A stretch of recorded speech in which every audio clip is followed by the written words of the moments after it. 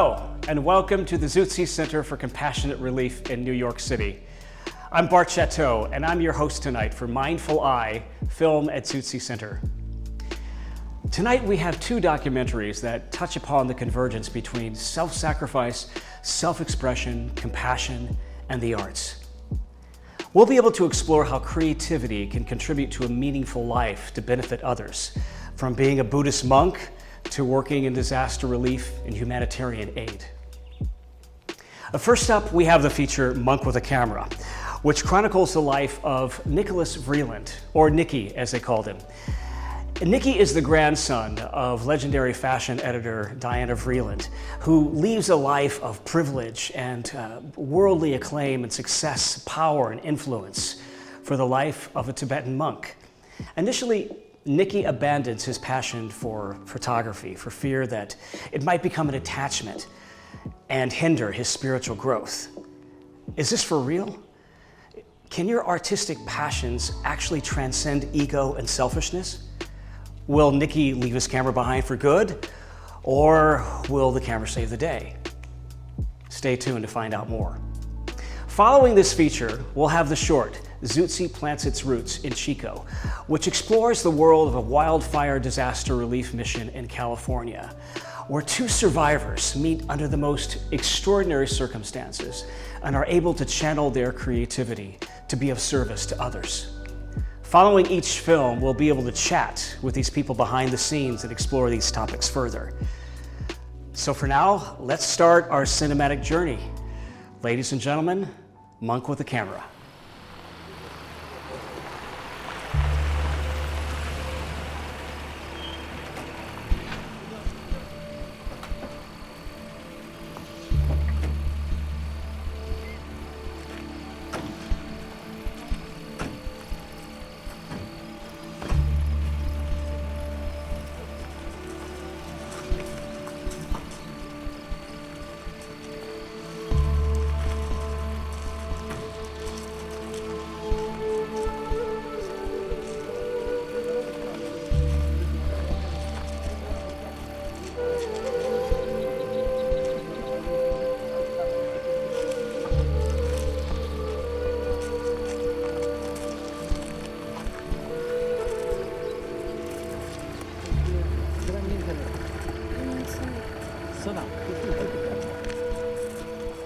It's very emotional for me to suddenly be in the actual position of authority in this very symbolic way. Though after the 28 years that I've been a member of Ratu, I'm hardly the most qualified to be here. Though I can't say that I understand His Holiness's decision, I am deeply humbled by it and will devote my life to fulfilling his wishes.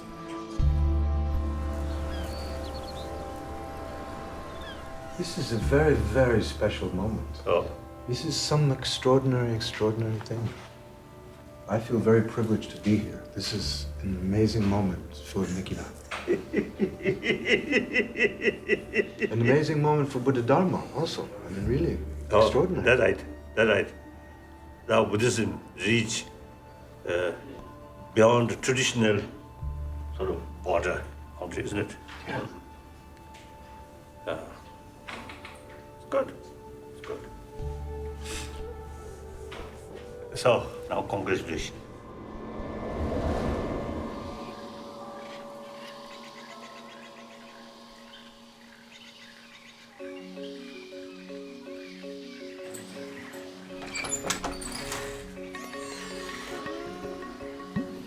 So, would you like to see my girlfriend?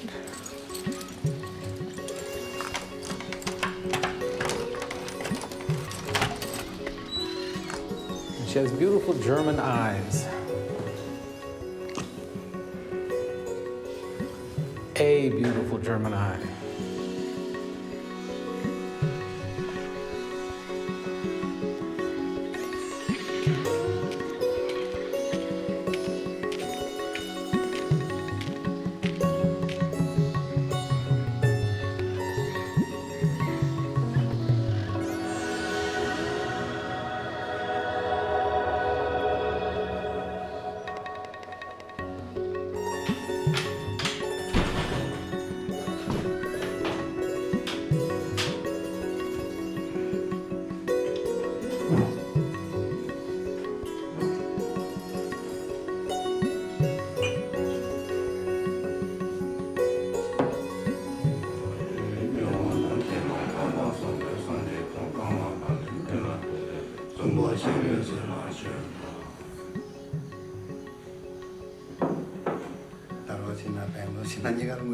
I'm now responsible for Ratu Monastery.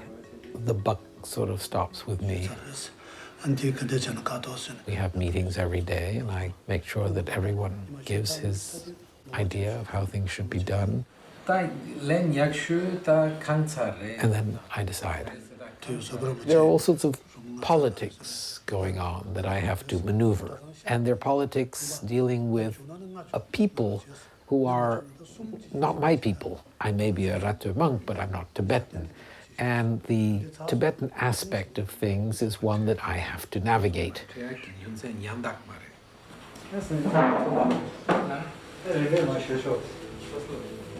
I don't know what led me to wish to pursue a spiritual path. Was I unhappy? No more unhappy than anyone else. I did feel that there was a way, a life, outside the sort of normal life. I had some kind of belief that there was something beyond material satisfaction and things like that.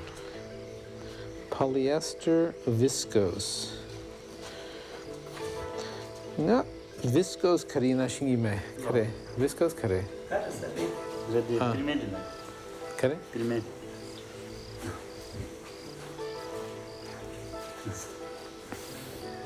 Didn't do too.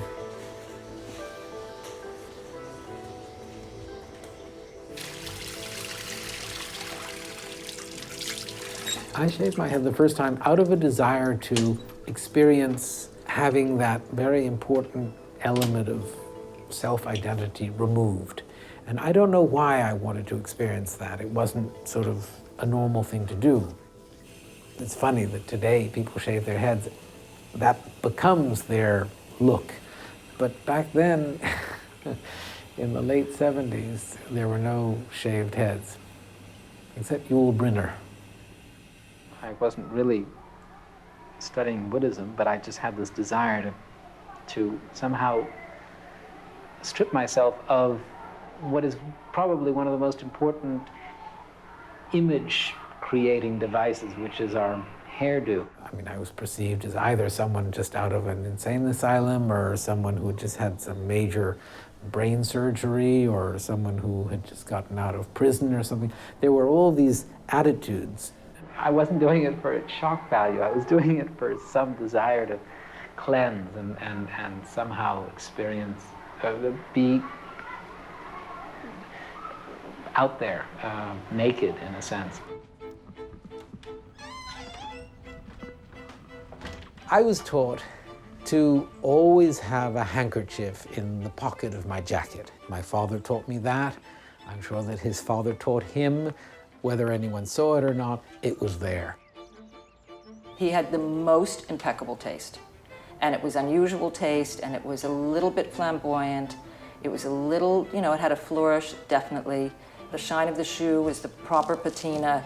He was a complete gentleman in terms of comportment. He was very intense and directed about his scarves and his Italian shoes. I mean, he was a very committed dandy. A well-dressed man is one who's not ostentatious, where elegance is something that suggests itself rather than pronouncing itself. And working towards that was something that I enjoyed. He would consider Armani to be, you know, ready to wear, like, you know, sort of off-the-rack clothing. He would say, well, you know, a man should really go to his tailor and have a relationship with his tailor and look at it that way. Because he wore tailored suits made by these chic tailors, and he knew them.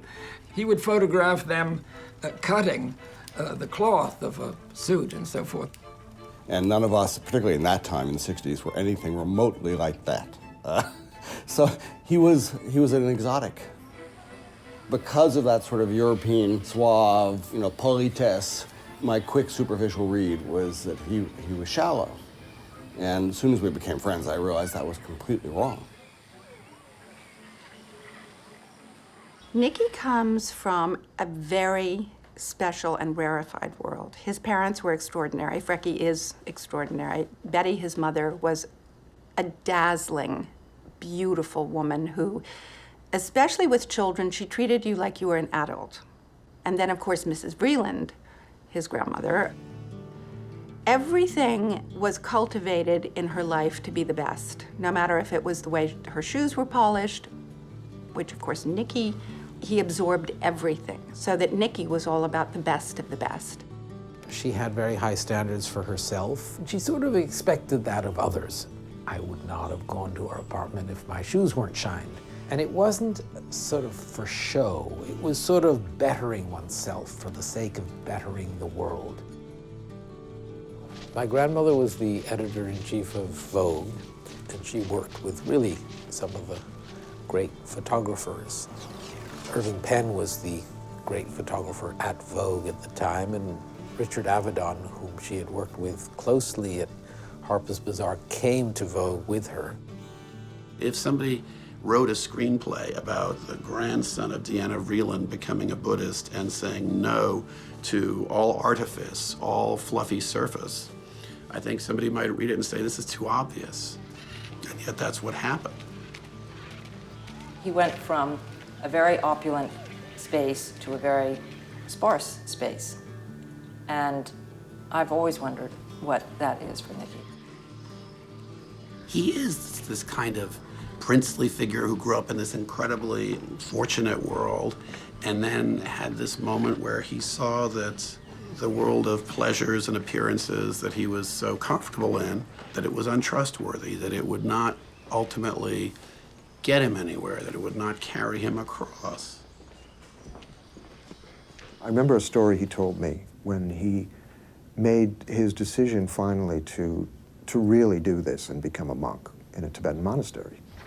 He just couldn't believe this romantic vision he had, which was to him very real. There he was, with a shaved head, with Tibetan robes, learning from Tibetan masters. And he said his heart was just like this all the time. It was just exploding with joy.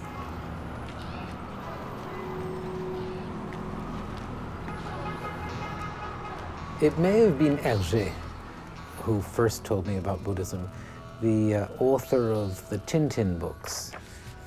Tintin in Tibet was a book that I was given when I was 6 or 7.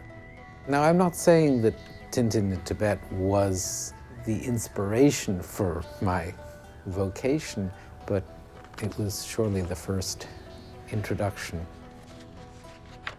What it was that drove him to spirituality, I'm a person who doesn't believe that there's ever one cause for any effect. There's always multiple causes.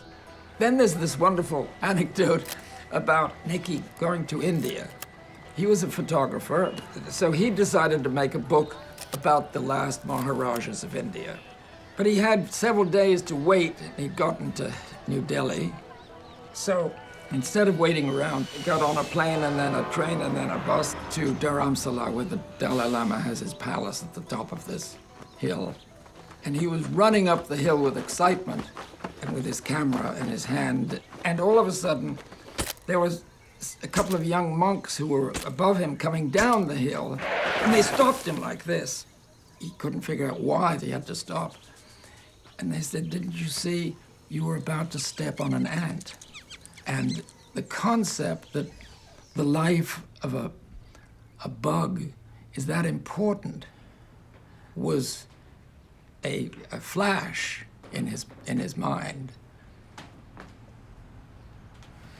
Let's make the Buddha's tea.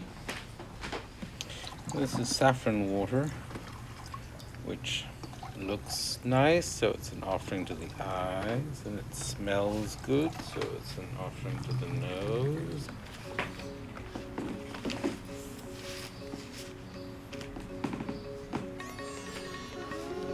This must be in India, I would guess.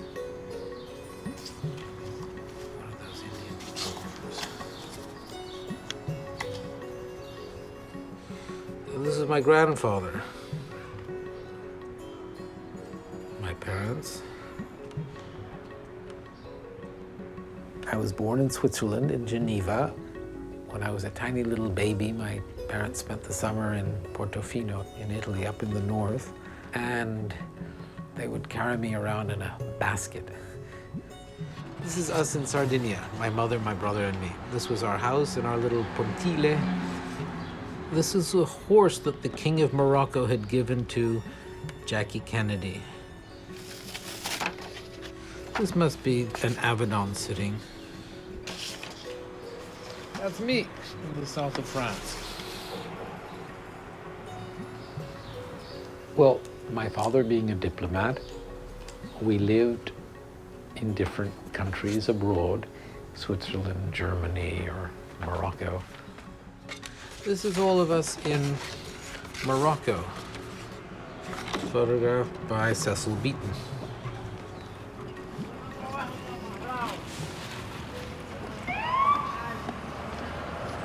We moved to America when I was 13. My father was working at the United States Mission to the United Nations. I was sent to boarding school. My father had been to Groton, my uncle had been to Groton, so that there was a sort of natural process of my going to Groton, but I had never lived in this country before, so I was sent to Groton as my first experience of America. I didn't have the cultural references. I didn't have the knowledge of the culture that I had just moved to that my fellow schoolmates had. I was sort of an outsider in that sense. So it's possible that photography brought me a certain happiness that I didn't get from just being there.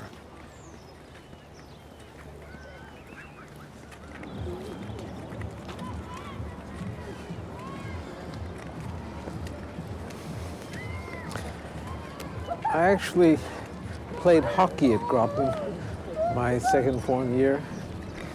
I could hardly skate, but had to take a sport. I came down to New York from Groton, and my parents asked me to come to have tea at my grandparents' home. There was smoked salmon, there was toast, there were all the sort of ingredients for this sort of nice meal. And they announced to me that they were getting divorced. It was a shock, and it was sort of odd because it wasn't at home. It was in this other sort of neutral situation. I suppose my mother had already moved out. When I was sent to Groton, that was the first time that I lived away from home. And in a sense, I never really came back. You're a man of peace. Trying to be. You dress like a warm man of peace. That's important. These are the wonderful trees of Central Park.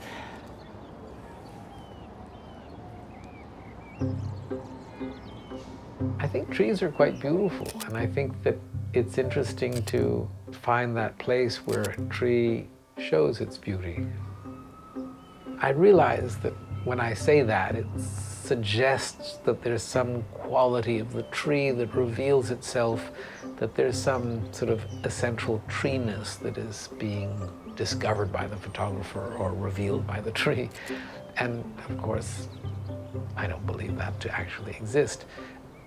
But I do think that the photographer looks for the place where the tree and the compositional elements come together, harmonize in such a way that the image has a certain quality.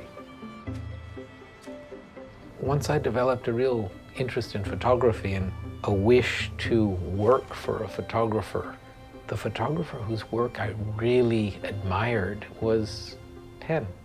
And so I asked my grandmother, who at the time was editor of Vogue, if she could help make that happen. And she agreed to.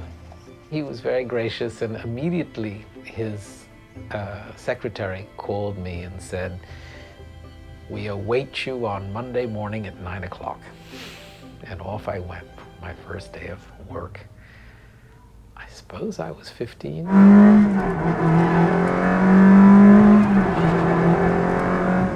Our parents were sort sort of so self-absorbed in their own lives that Nikki and I were living alone in Paris and quite unsupervised. And Nikki was just partying. As I sped down the Champs-Élysées, there was a way of getting through the Place de la Concorde and over the bridge and onto the Boulevard Saint-Germain, where I could do it without stopping, but I had to go through 2 red lights. And once a policeman stopped me. And he opened the door of the car and he said, "I know that you have diplomatic plates and I know that I can't arrest you. However, you're a guest in this country and respect the law," and slammed the door. Nicky was a naughty boy. I guess that expressed something deep in him, a desire to get out of the shell of sort of a proper existence, which is what a diplomat has to do.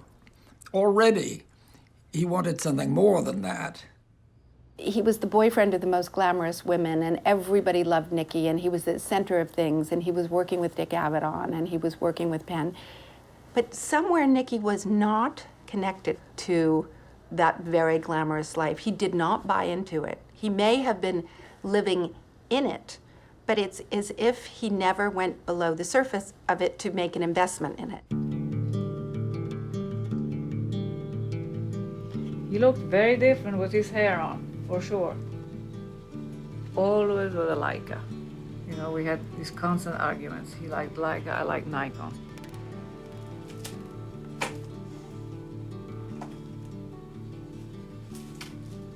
These were when we took our trip to South America. All I can remember is the mosquitoes. And it was during those travels that I started to meditate.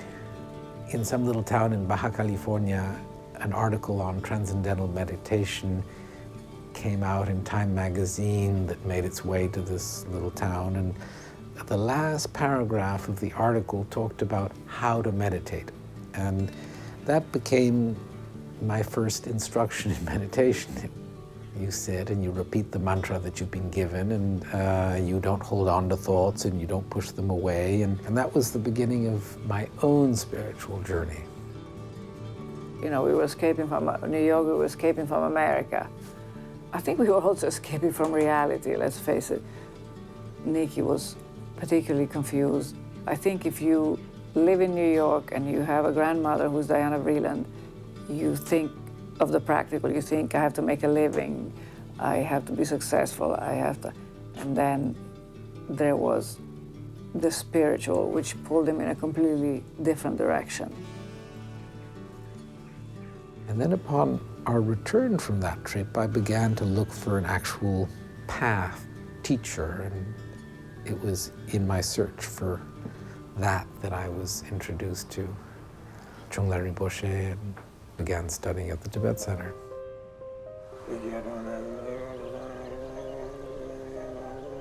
What really attracted me to Buddhism was Chungla Rinpoche's explanation of the Buddhist way. It had to do with simply working at becoming a better person. It had to do with simply becoming a less selfish person. It had to do with developing a concern for others. And there was something so simple and direct about that. And as he taught, as he conveyed these truths, one could see that he lived by them, that he himself was a selfless person, is a generous person, is a patient person, is a humble person. And that is really what drew me to his path.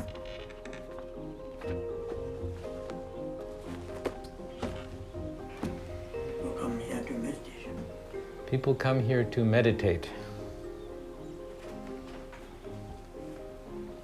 Some people give him so much tea. And people give Rinpoche a lot of tea. I live in New York City. I also spend a lot of time in New Jersey, in the home of my teacher, Chungla Rinpoche. I'm a member of Ratu monastery, so I spend a bit of time each year in India, in the Tibetan refugee settlement where the monastery is. Rinpoche, they would have asked, you are not a monk. Yeah, no, I'm not a monk. You were a monk. I was, yeah, no. Not my pay. Now Rinpoche is free. He's not free. I'm not free. He disrobed, as many people did. When they came into exile and they were fighting to live and survive, you know, they're refugees. They lost their country. They were invaded and destroyed by the Chinese. And he came to the U.S. penniless. He worked in B. Altman's packing boxes. People called him Chuck because they couldn't, you know, pronounce the Tibetan name. This highly educated, brilliant scholar of Buddhism was packing boxes for many years.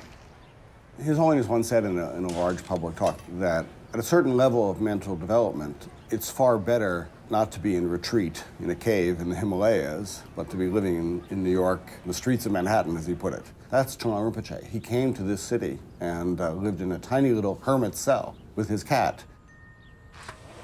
Joseph Campbell once said that meeting Trungpa was like encountering a scholar saint in the Middle Ages in person and being able to actually talk to them about not just their academic education, but their renunciation, their view of the world.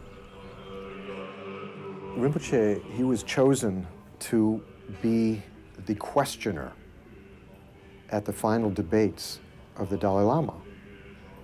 And this is in front of 50,000 monks and townspeople. I mean, it's the entire Tibetan community. And it's his final debate examination, which is done in public. And I don't know if you've seen debate style, where it's almost like combat. You know, when sending a question like it's an attack, and a challenge, and the answerer, you know, kind of meekly accepts this and offers it back. Well, Trungpa Ratu Rinpoche was the questioner to the Dalai Lama. I mean, he's told me many times that he was shaking like a leaf. He lost his voice. The thought of doing this was enough to just almost kill him on the spot. Somehow he got through this. And I was thinking about this because His Holiness did an interview on CNN recently, and the interviewer asked him, what is your happiest moment in your life? And he said, when I got my degree, my Geshe La Rungpa degree. And it was the debate with Trungpa Ratu Rinpoche, which was the pinnacle of that receiving of the degree.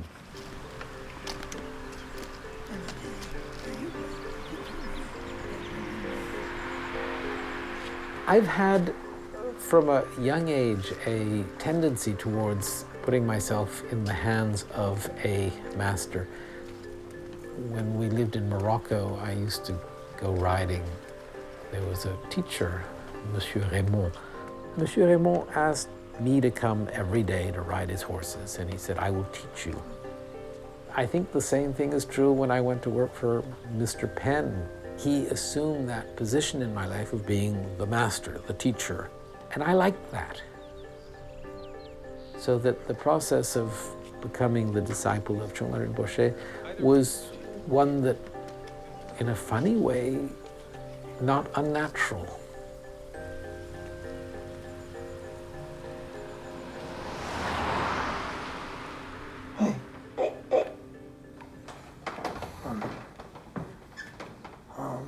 You have to drink coffee. This, hello. How are you? I'm glad you come here. So you stay upstairs now. Nikki will make Italian food. Nikki will make Italian food. Yeah. So I can make dessert.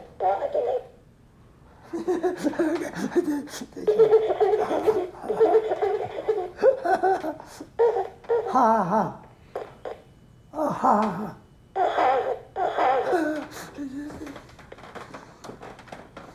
This is my pleasure. This is Rinpoche's toy, Rinpoche's pleasure.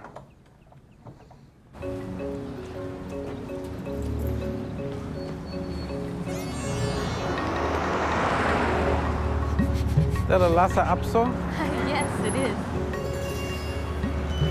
Lhasa Apsos tend to nip at the ankles of monks.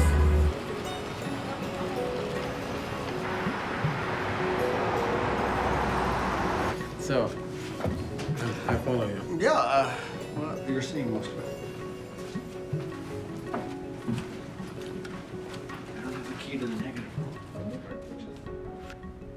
Those are the red books, right? Every sitting for 50 years. And these images were used in The Family, which was sort of a roundup of the political elite of that period. I've discovered the quintessential emblem of who this Injidrapa, which is Tibetan for Western monk, actually is. If you look at Nicky's Birkenstocks, they are so highly polished. You asked me before, do you have any Nicky stories? Yes, I have a Nicky story apropos of his polished sandals. He used to own marvelous lob shoes. And when he decided to become a renunciate, or soon before it, actually, one day he took all of his lob shoes, which he fetishistically polished for years, because he's a Vreeland, and he was trained from early on to polish his shoes very well. He took them all and he put them out on the street on 15th Street. Gave them away to whomever... First Street. First Street, sorry, First Street. I don't know how long it took for them to go away, but they were extraordinary shoes, cared for like museum objects by Nicky. And just one morning, he put them all out on the street. But you're still polishing your shoes. Well, they last longer. Oh. One of the things that I struggle with is the validity of this preoccupation with photography, this interest in photography. Is it a virtuous preoccupation or is it non-virtuous? If you photograph with a true wish to benefit others, then the act of photography is virtuous. If you are doing so in order to become rich or whatever, it is selfish.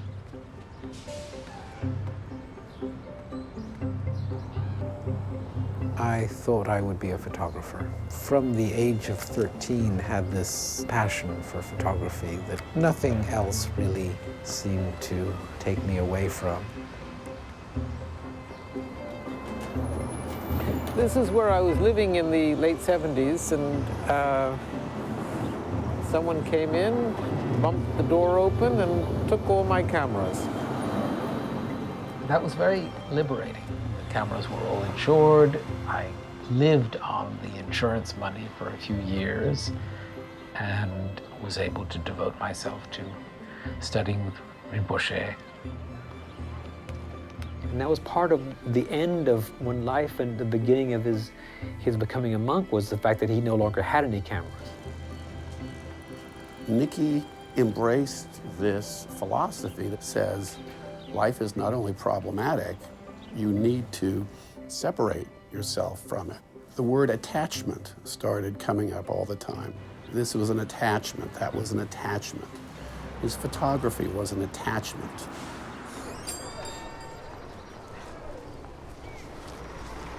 How are you?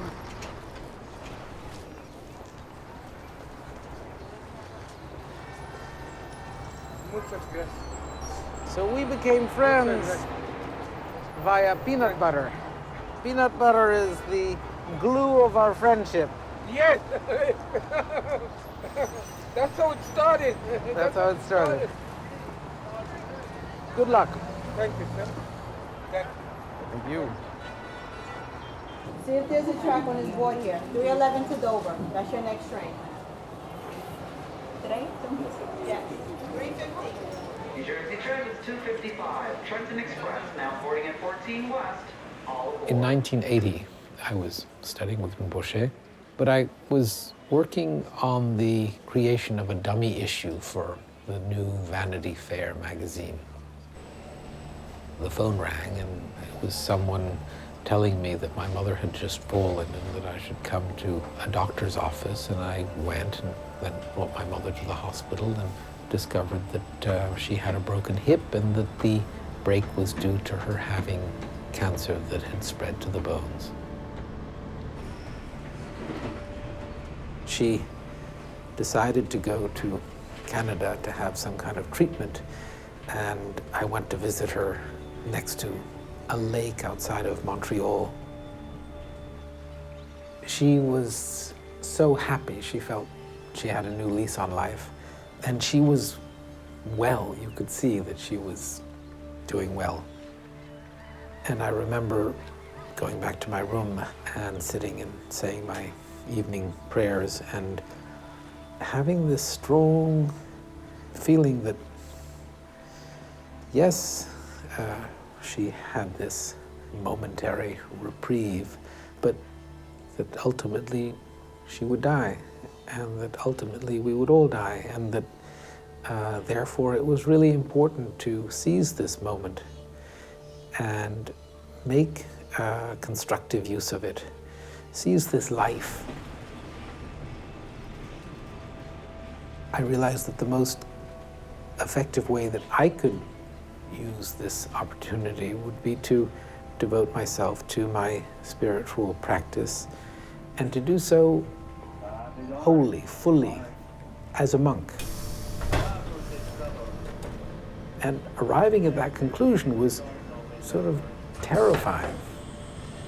I discussed this with Chongla Rinpoche, who said that's very good, but wait, testing yourself over time to see that you have this commitment, that it stands the test of time. The part of being a monk that's the most challenging is, I'm very fond of women, and to take a step where you're deciding that you're not going to share your life with a woman, that you're not going to seek the tenderness of a relationship, to determine that you're going to take a path where that's simply not part of it, that's sort of tough. But as I say, when you're really right in there, deciding the things that I was deciding, those things just don't seem to be very important.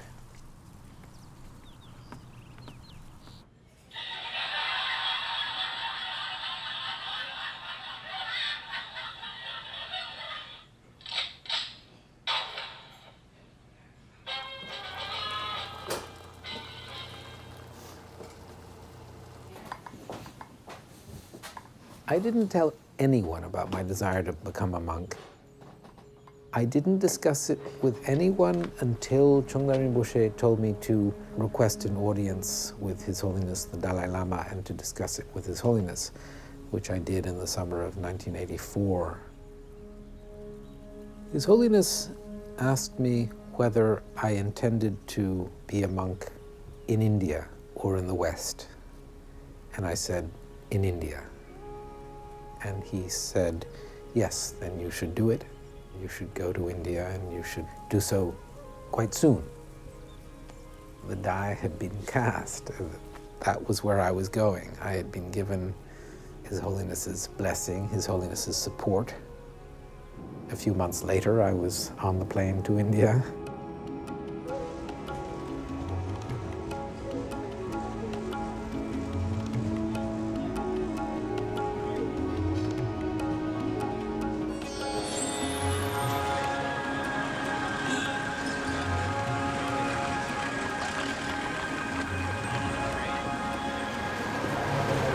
I arrived in the Tibetan refugee settlement in Mungod in northern Karnataka. I thought that since we were in Mungod, it was not far from the monastery and I could walk there. And then some monk appeared. He said, where are you going? I didn't speak any Tibetan whatsoever. All I knew was Ratu Dratsang, the name of the monastery that I was joining, and Drepung Loseling Dratsang, which was the bigger monastery that I was joining. And he said that he was from Drepung Loseling, and wait there and keep your eye on your suitcase. And he went off. Came back after 10 minutes and said that we had missed the bus to the settlement, but that he was getting us on another bus. It was market day in Mungod, and it was really crowded. He had somehow convinced the bus driver and the conductor of the bus going close to the monastery that I could sit up in the cab with the driver. And so he arranged for the suitcase to be put on the roof, and he and I sat on the engine as the driver drove, meandering through the tiny little villages leading up to close to the monastery. Suddenly, far from it, the bus stopped, and this monk said, "Okay, now we get off." I thought, how are we going to get the trunk to way over there where those yellow roofs are? It was far away. And out of nowhere, someone appeared, and this monk offered him the deal of carrying my trunk on his head through the fields to the monastery. And we were walking along the side of these rice fields, these cornfields, and we walked for about 20 minutes. And once we had gotten out of the village that we were in, we got to a place where we could see the monastery off in the distance. And then he said, "That's Ratu." And it was a tiny little house all by itself down in the rice fields. From the monastery came a few young monks sort of running to greet me. We circumambulated the little house of Ratu, and they brought me into the courtyard of the house. And I was brought into a little room and not really able to speak to people except through sign language, but that was the beginning of my life there. The step before taking vows, you change your name, you change your clothing, and you change your attitude. And your hair is cut. It's symbolic of when the Buddha left his palace and went to the forest and took his sword and shaved his head. Your ordaining master clips a little bit of hair that's left, and that's the moment where you become a monk. And you're asked, are you renouncing worldly ways? And you say yes. How did it feel when you became a monk? And how do you feel now, having been a monk for a month or a few weeks? Well, whatever, a few weeks.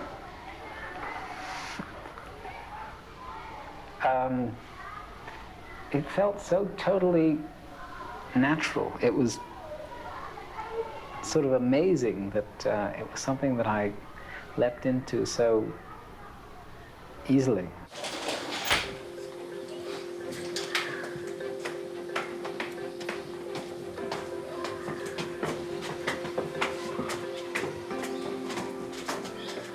Now this clock, no one had a watch. And so I offered this clock, and it was really the sort of main timepiece for us all for many years. This was my room for 13 years, more, but 13 years straight I lived here. I was totally engrossed, immersed in my studies, and any interruption seemed wrong and seemed bothersome, as if it was keeping me from this pursuit of knowledge, pursuit of enlightenment even. One day, one of his teachers called him over, and he went,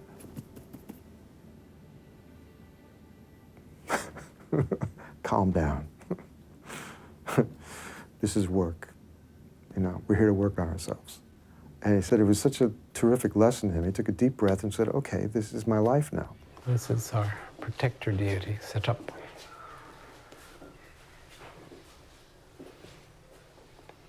I ask for your help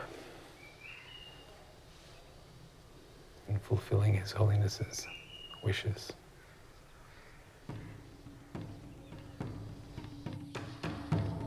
When I joined Ratu, we were 12 monks. We grew quite quickly after that. So we soon became so many monks that monks were sleeping on the veranda Monks were sleeping on the floor of the kitchen. When we had prayers, we didn't all fit into the temple. And then during monsoon, the rain would come into the veranda. It was difficult. The monks would sit on mats along here. Finally, it was all the way down to the end. And as I say, the rain would come here. They would all get wet. Ratu, near the Lhasa, when the Ratu was one of the most important. In Tibet, as Rinpoche was saying, Ratu was a very important monastery which had about 350, 400 monks, so that the re-establishment of that was important, as a few of those monks had escaped to India, and that tradition was to be continued.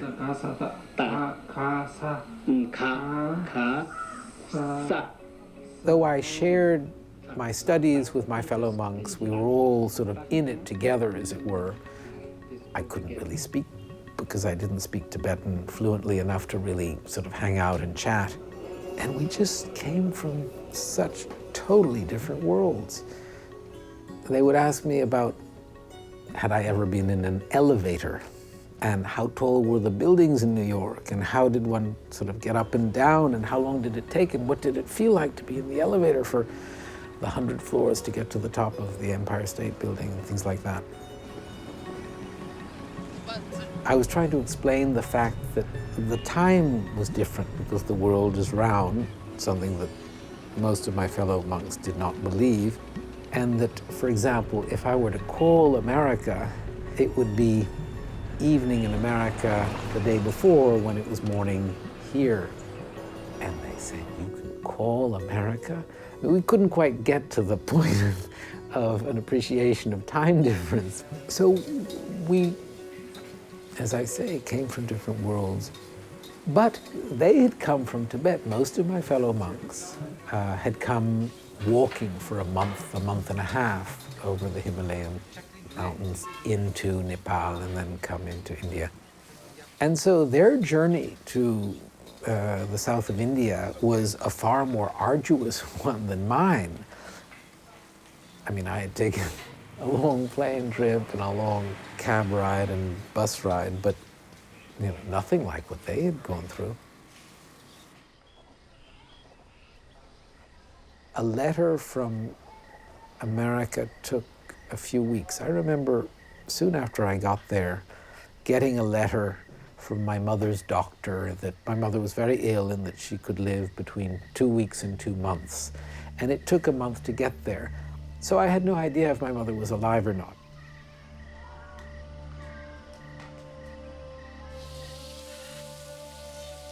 I remember Nicky coming back from his monastery to Washington, D.C., and taking her out in a wheelchair when she was dying. And the picture of this monk in his flowing robes taking his adored mother around the block in a wheelchair is very touching for me. She was rather surprised to see me because she felt that this meant that this was the end of her life, and that was sort of a jolt to her. She died a couple of months later, and I'm happy that I was there. My mother wrote these when we were living in Morocco in the early 60s.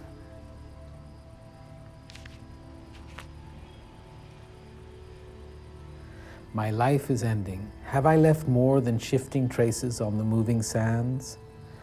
Outside the mosque, you know your own babouche, my friend.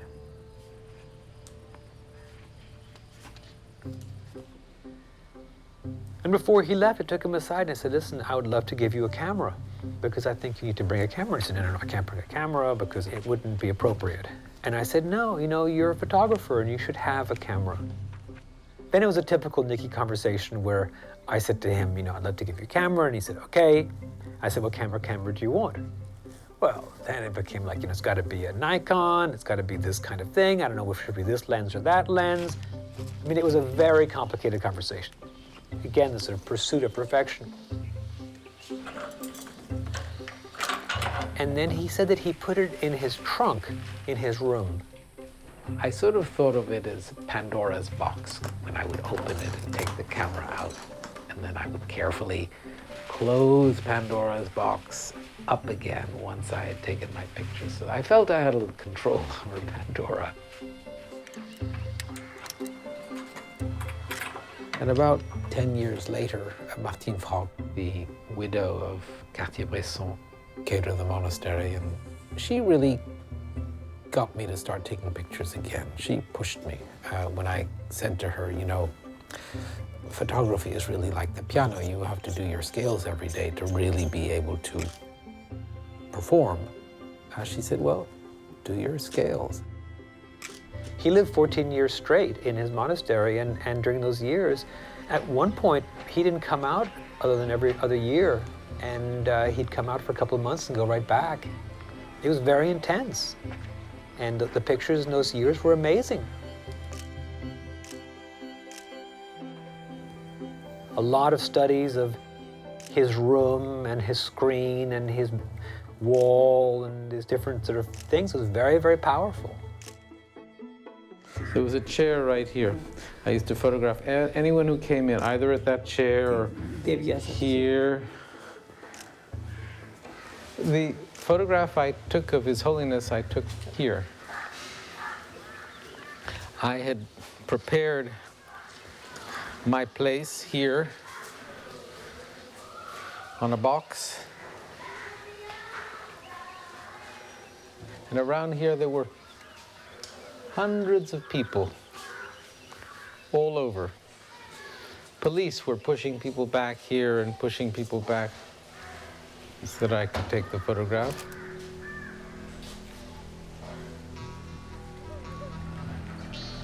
For the few years that I did not take pictures in the monastery, I was perfectly happy. I think that photography, for me, has a quality of maybe even addiction, where the more I do it, the more I wish to do it, the more excited I am, the more I seem to need to do it. He's come back to photography. He obviously loves it, but it's always with this kind of, don't get, you know, it's like this thing is gonna pull you in.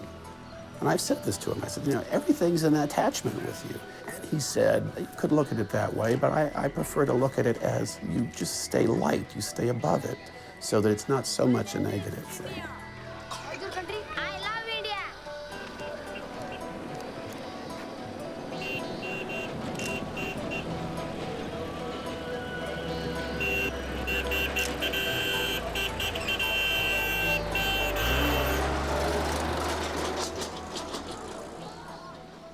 One of the things which His Holiness said to me when I went to ask him about becoming a monk was that I should not think in terms of remaining here as a monk, but that it was very important that I return to the West.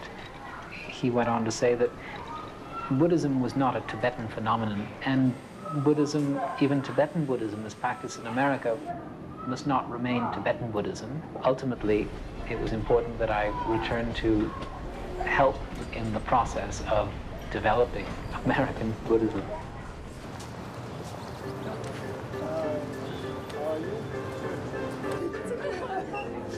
Teaching is really good. When Trungpa Rinpoche teaches at the Tibet Center, I translate. I accompany him to New York once a week for that. When he's not able to go, he asks me to teach. So what is this training of the mind? Why is it that we have to train our minds? Well, the training is devoted to training ourselves to remove our sort of normal mental tendencies of desire, attachment, aversion, jealousy, and those afflictions. Just as the sun eliminates all darkness, this mind training teaching will eliminate all of our negativities. So all the difficulties that we experience in this life come from the self-cherishing that we engaged in past life. When we are confronted with some kind of a difficulty, we must think this difficulty arises out of my having acted in some self-cherishing way in the past. I must cease from acting selfishly. On the contrary, I should act in a way that is thinking about others, benefiting others.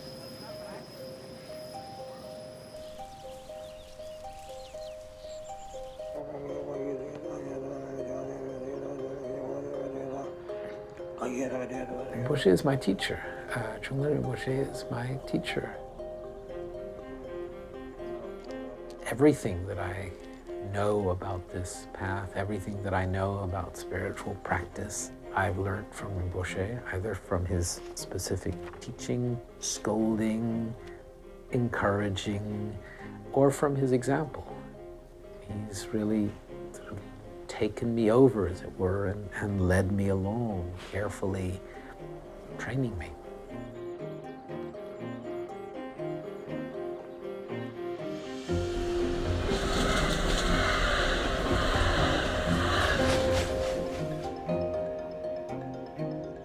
Rinpoche, you were going to feed the squirrels. Do you want to feed them now, or do you want? Okay.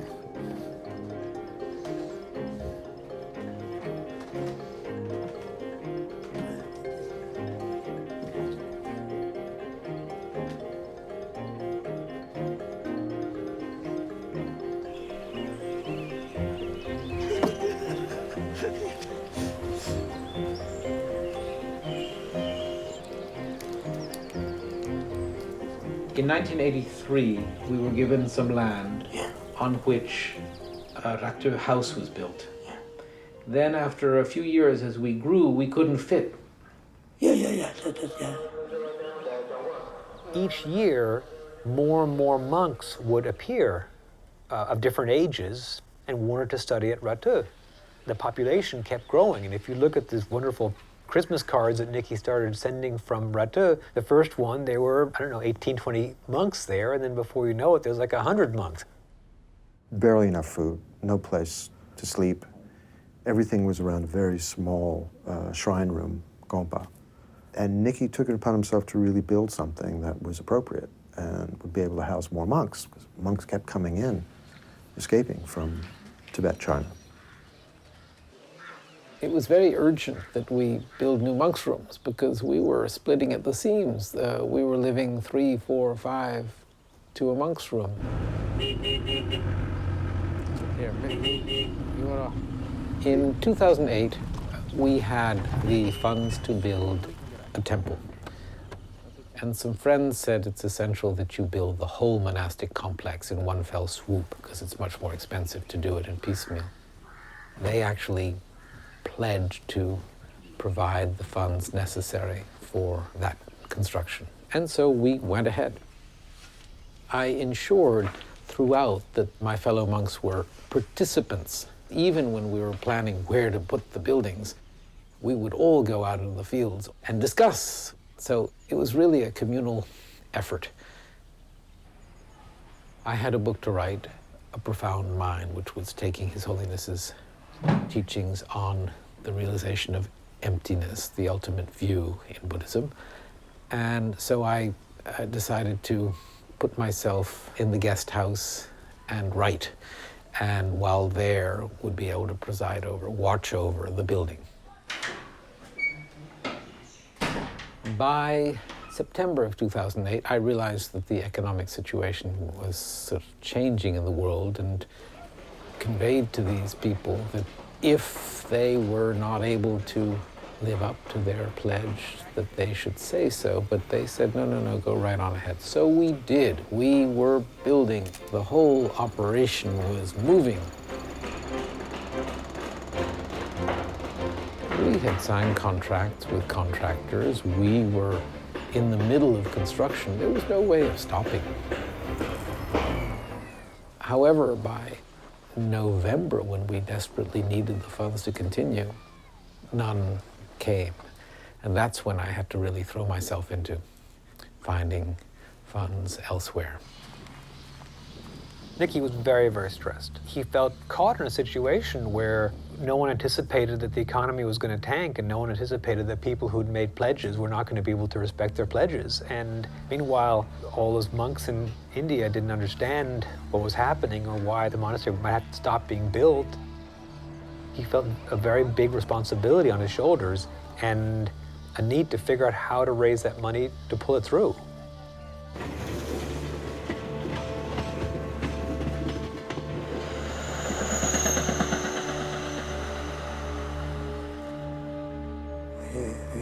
Nicky worried. A bunch of us could see that Nicky didn't know what could be done. And so we started having conversations about, how we could help and how we could be part of it. And the idea was to sell some of his pictures. And we started figuring out how much could the pictures sell for, what sizes should they sell for, what format should they sell for, could we create a website to support the whole thing? How to get a guest list together, how to just produce an event that would actually sell these pictures. Cartier-Bresson's wife, Martine Franck, got involved in this Photos for Ratu project. She also was the person who told me to go through my pictures and choose 50, 60 images and bring them to Paris. Martine sent me to Robert Delpire, this publisher, photographs, editor, who had worked with Cartier-Bresson a lot. I left him my pictures in the morning, and he said, come back in the afternoon and I will have selected. And in the evening, I found this set of 20 with a lovely note from him saying, this is what I've selected, and I hope this may be of some benefit to you and your cause.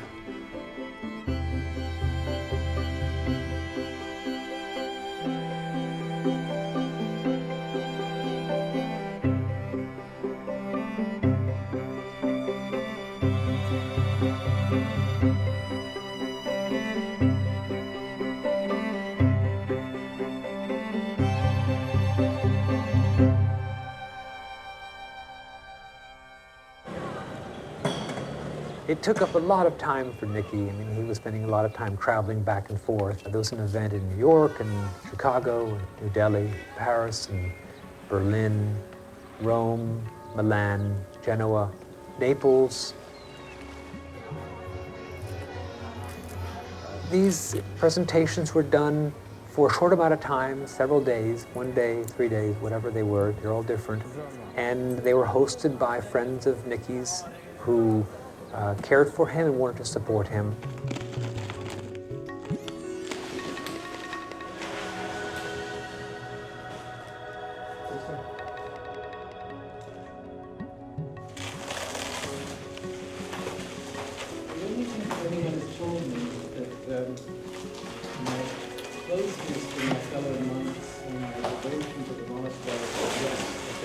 Some connection with them and with the monastery that might come from before. Maybe I was an animal in the village of Ratu in Tibet.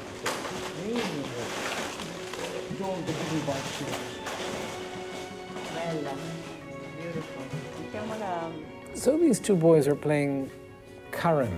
Karim is a game played on a board with these little round, sort of like checkers pieces, which they flick. It's a little bit like pool, because you have these pockets in the corner and you try to knock your pieces into the corner. We're allowed to play that once a week on Mondays. This is Fakirappa. Fakirappa is the person from whom we bought the land on which we are building the monastery. Il buddismo è una cosa importante nella vita. È una logica di vita, no? Una logica, una filosofia che si deve... Tenere dentro, sì. Vivere, sì. Ci sono tanti buddisti a Napoli, pare. Ci sono, però non sono molto... non è che si fanno vedere anche. Ognuno ce l'ha dentro e non lo dice magari a altra gente.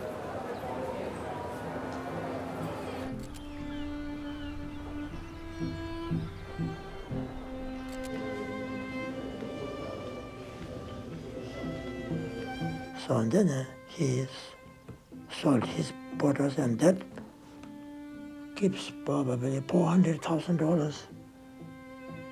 So that we didn't able to finish temple.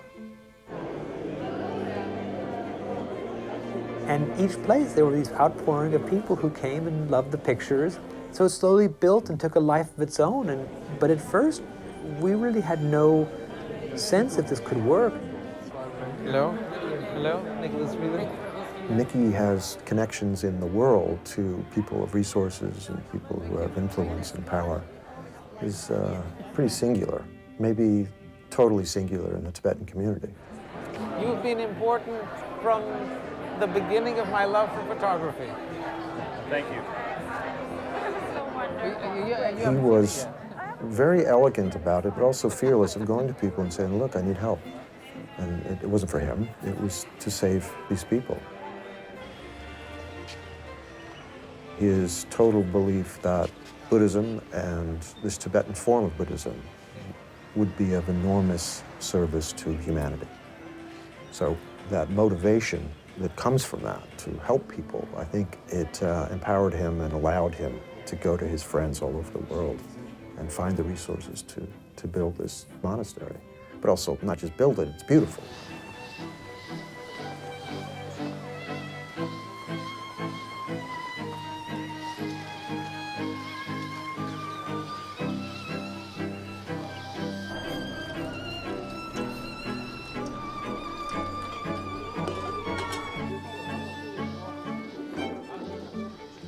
You don't produce art without some kind of ego gratification. It sneaks in there somehow. Either it berates you, it torments you, or it fulfills you, but it is an acknowledgement of the ego, which of course in the Tibetan discipline is not encouraged. So when this one little nugget sneaks in there that is part of him from early in his life, I think it bothers him that he still loves something and it loves him back.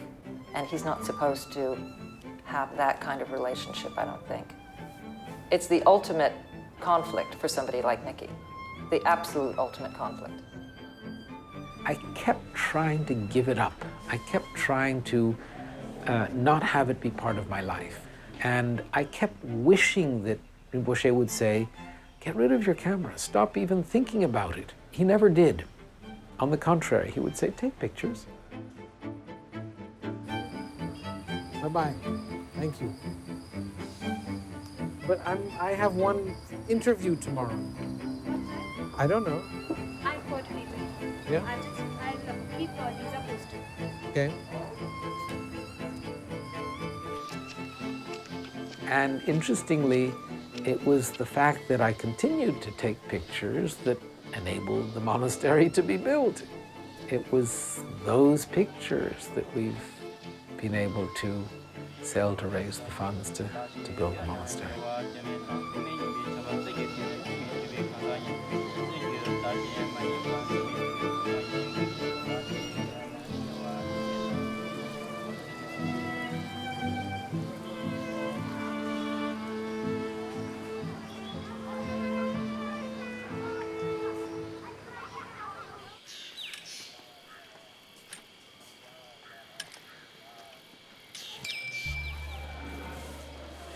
If you think of Tibetan culture, it is essentially Tibetan Buddhist culture, and that Buddhist element is preserved in the great monasteries that are in the refugee settlements of India.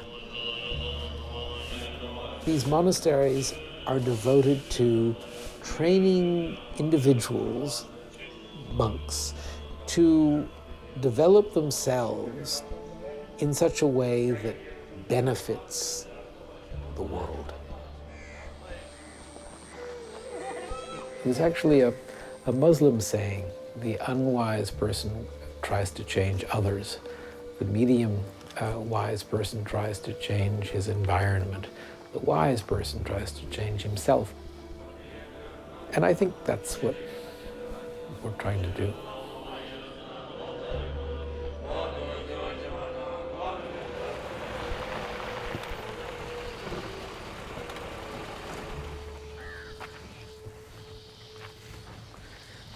Thank you.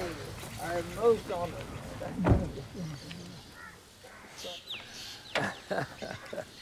How are you? Very well, thank you. Do you remember my student, Jamba Malam, who came to pick you up many years ago? Many years ago. Thank you. Gosh. Mama. Hey, darling. How are you?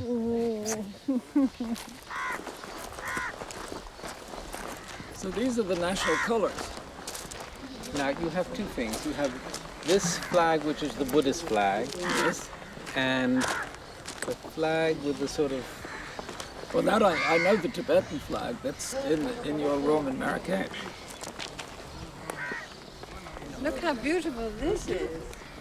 Now, who paints these sort of things? There are painters who've been working. So these are auspicious signs for His Holiness's arrival tomorrow.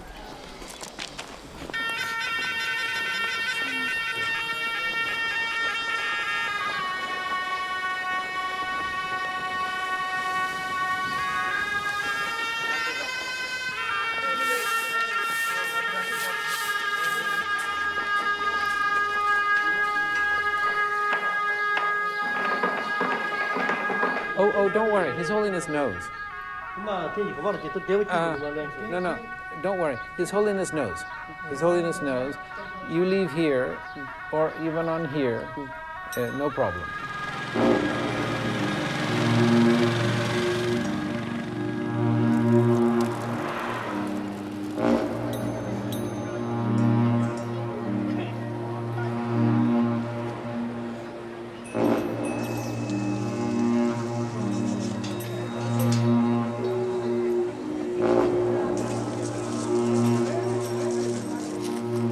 Datsang is a Tibetan government monastery, and so His Holiness is its Lama. His Holiness is the most important Lama teacher in Tibetan Buddhism, and I would say that he's the most important sort of spiritual master of our day, and to have him come to the monastery to inaugurate it was particularly special.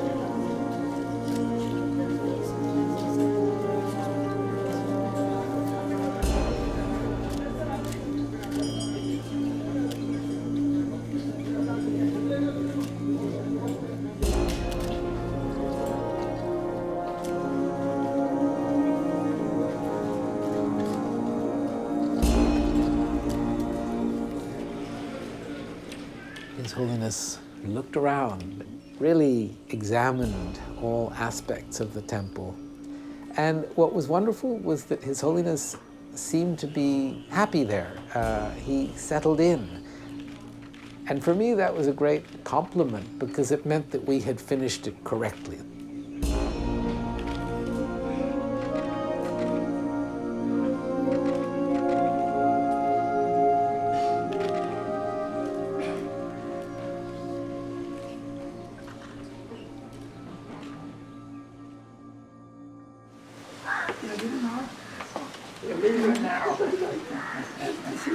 So nice to see you again and find you so well. You should be proud of what Nicky did. I am proud. And also what you did. You know what you did? I don't know you did that. No, that's what you did. That's what you did. I just criticized him, but he did it. Thank you very much. Thank you guys very much. Thank you so much. Nice to see you. Wonderful.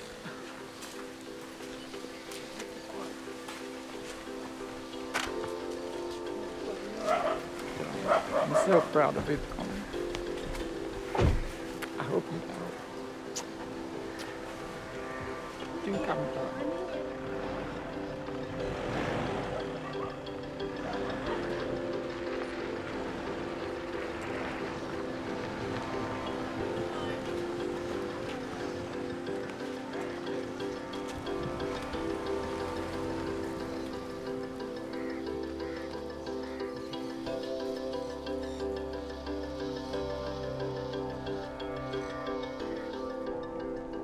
I think that humility is the lesson that Rinpoche is teaching us, or a very important lesson.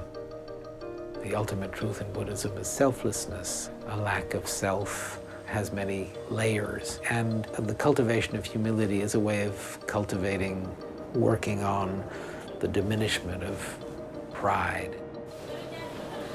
That diminishment of pride begins to enable one to come closer to a realization that there is no self at all.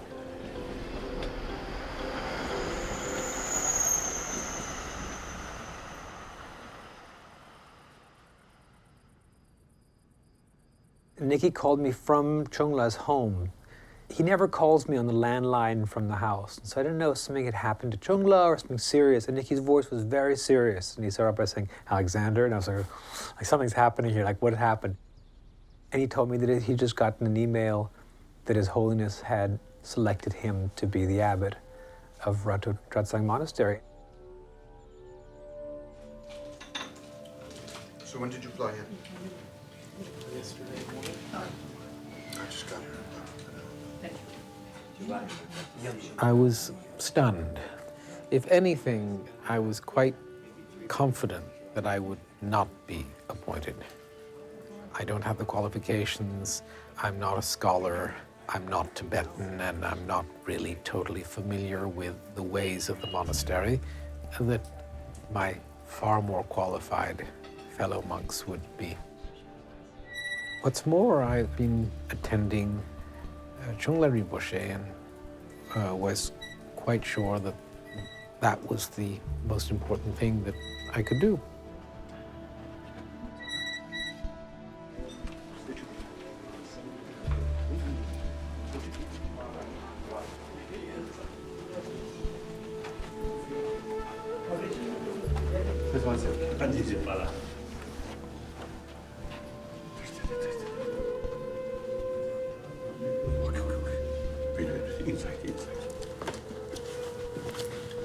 Actually, I think in Tibetan history, I think first time Westerner become abbot of one of the important monastery. First time.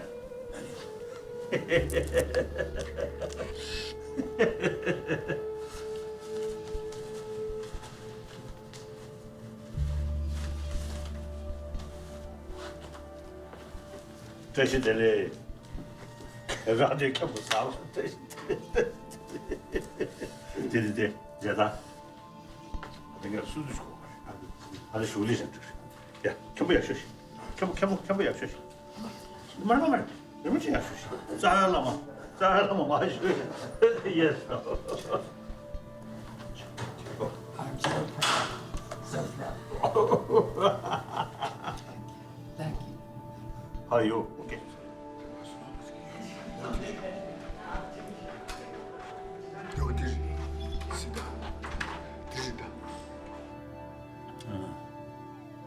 This person, long knows, I always teasing him, always.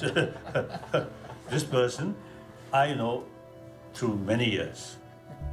And his father also I know.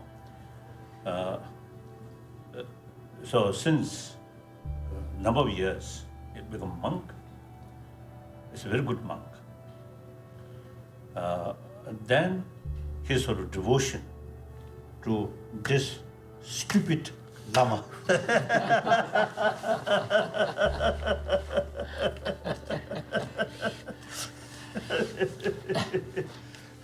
Wonderful. He really, I think, serving, helping him, like our sort of proper relation, guru and student.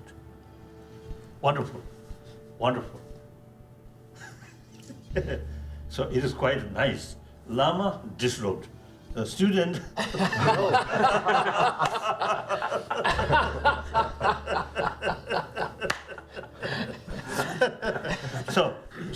So then I told, in the past, these big monasteries, Abbot, see, no sort of, because of the discrimination, Chinese or Mongolian, some Mongolian from Russia.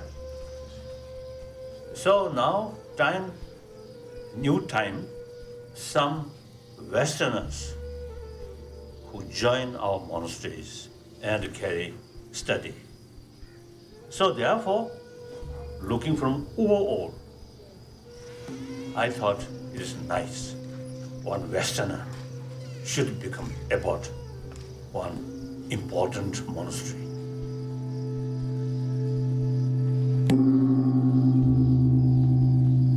You know, you come from the West. You know the West. So, and at the same time, you know what's teaching. So, I think you can make some constructive sort of suggestions or views.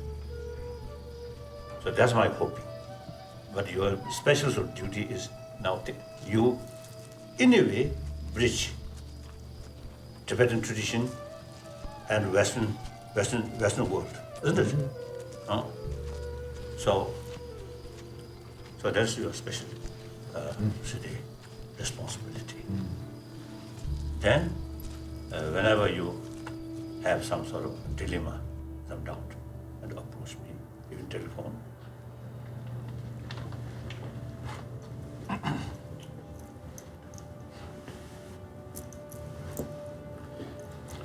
Your Holiness, you should know that he's helped Nikki so much, in so many ways, to make it possible for him to be a monk and to do the work that he does. Very good. Alexander's really helped him enormously. Gives them very good counsel. And they give each other very good counsel, very good advice. Very good, very good. Good brothers. Wonderful. That this is true brother. Really brother.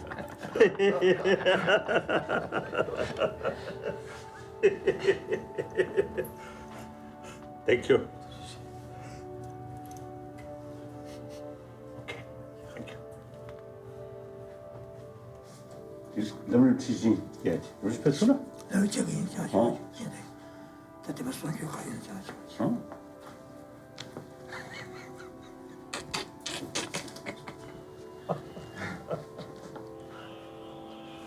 对，别出去，别出去。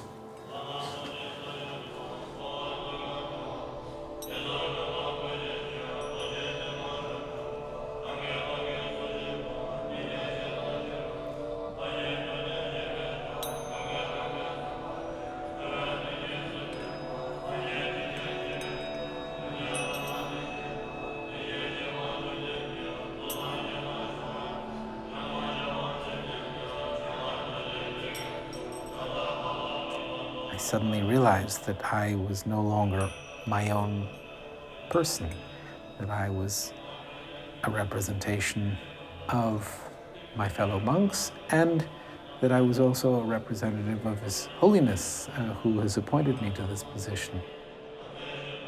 There's a great value in that. These are the things that sort of hold you to the commitments you've made as a monk and as someone committed to a spiritual path. And I also thought desperately about impermanence, which is what one thinks about when seated on a throne. That things are momentary, things come to an end, we all come to an end. Life is momentary.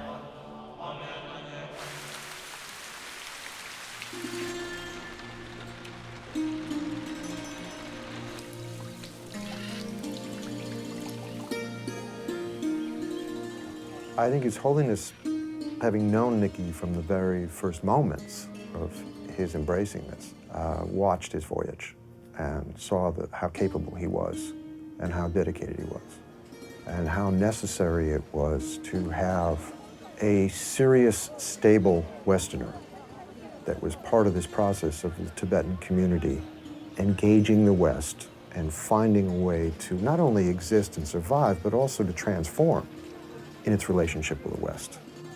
But clearly someone who is going to be that interlocutor between the old world and this new world, however it evolves.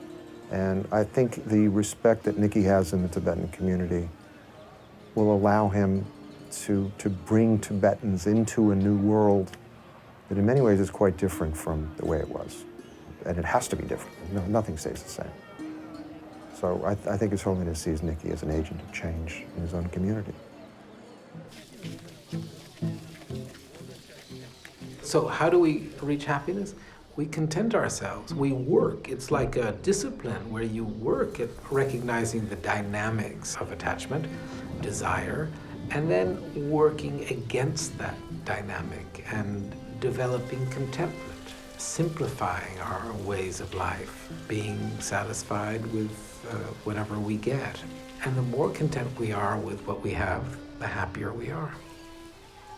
It was Rinpoche's wisdom, it was Rinpoche's guidance that enabled me to take my steps sort of on my terms, on my Western terms, on my American terms.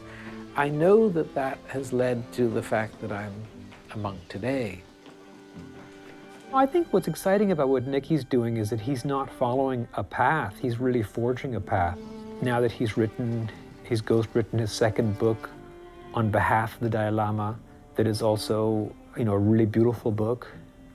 The fact that he's organized the 4th series of public talks and teachings of His Holiness in New York, the fact that he's so involved in the Tibet Center and the quality of the teachings of the Tibet Center, the fact that now he's an abbot of a monastery. These are all things that, it's not a path that anybody else can say, oh yeah, he's following the same path as so-and-so. He's really forged his own path. I've seen Nicky go down emotional holes that were incredibly challenging. Someone with his experience really being serious about his celibacy. Very difficult. And he's totally serious and totally authentic. And finding a way to live in the world. He doesn't live in a cave. He lives in the world and he functions in the world very responsibly. Nicky can do anything. And the fact that he has chosen to do this with his life and dedicate his life to this is extraordinary because he's in a completely other culture, coming from a very rarefied, special part of society, if you want. I don't think that you can amass a lot of money in your life and not give back. I don't think that you can amass any of the gifts that we all have and not be conscious that we are so lucky and you have to give back. People watching Nicky's journey in life, they can perhaps take away something and apply it to their own life, hopefully, and say, I may not be able to go to that extreme, but I can in my own way do whatever it is. Because we're not living in a world anymore where people can quietly lead their lives. It's just not possible. Gosh. Okay. When am I going to see you again? And I've always said a very exciting moment in my life was when people stopped saying to me, are you TIna Vreeland's son? And started saying to me, are you Nicky Vreeland's father? And then it was funny because when we talked about his going back to the monastery as an abbot, I said, will you be taking pictures? He says, what? I don't know if an abbot should be taking pictures. So again, there's this whole sort of slightly off-limitness of his being a photographer. I thought that we'd sort of passed that limit and that we'd sort of gone beyond that, but clearly there remains a dilemma and a sort of a pull you push me kind of sort of back and forth on whether or not you can carry both of those lives.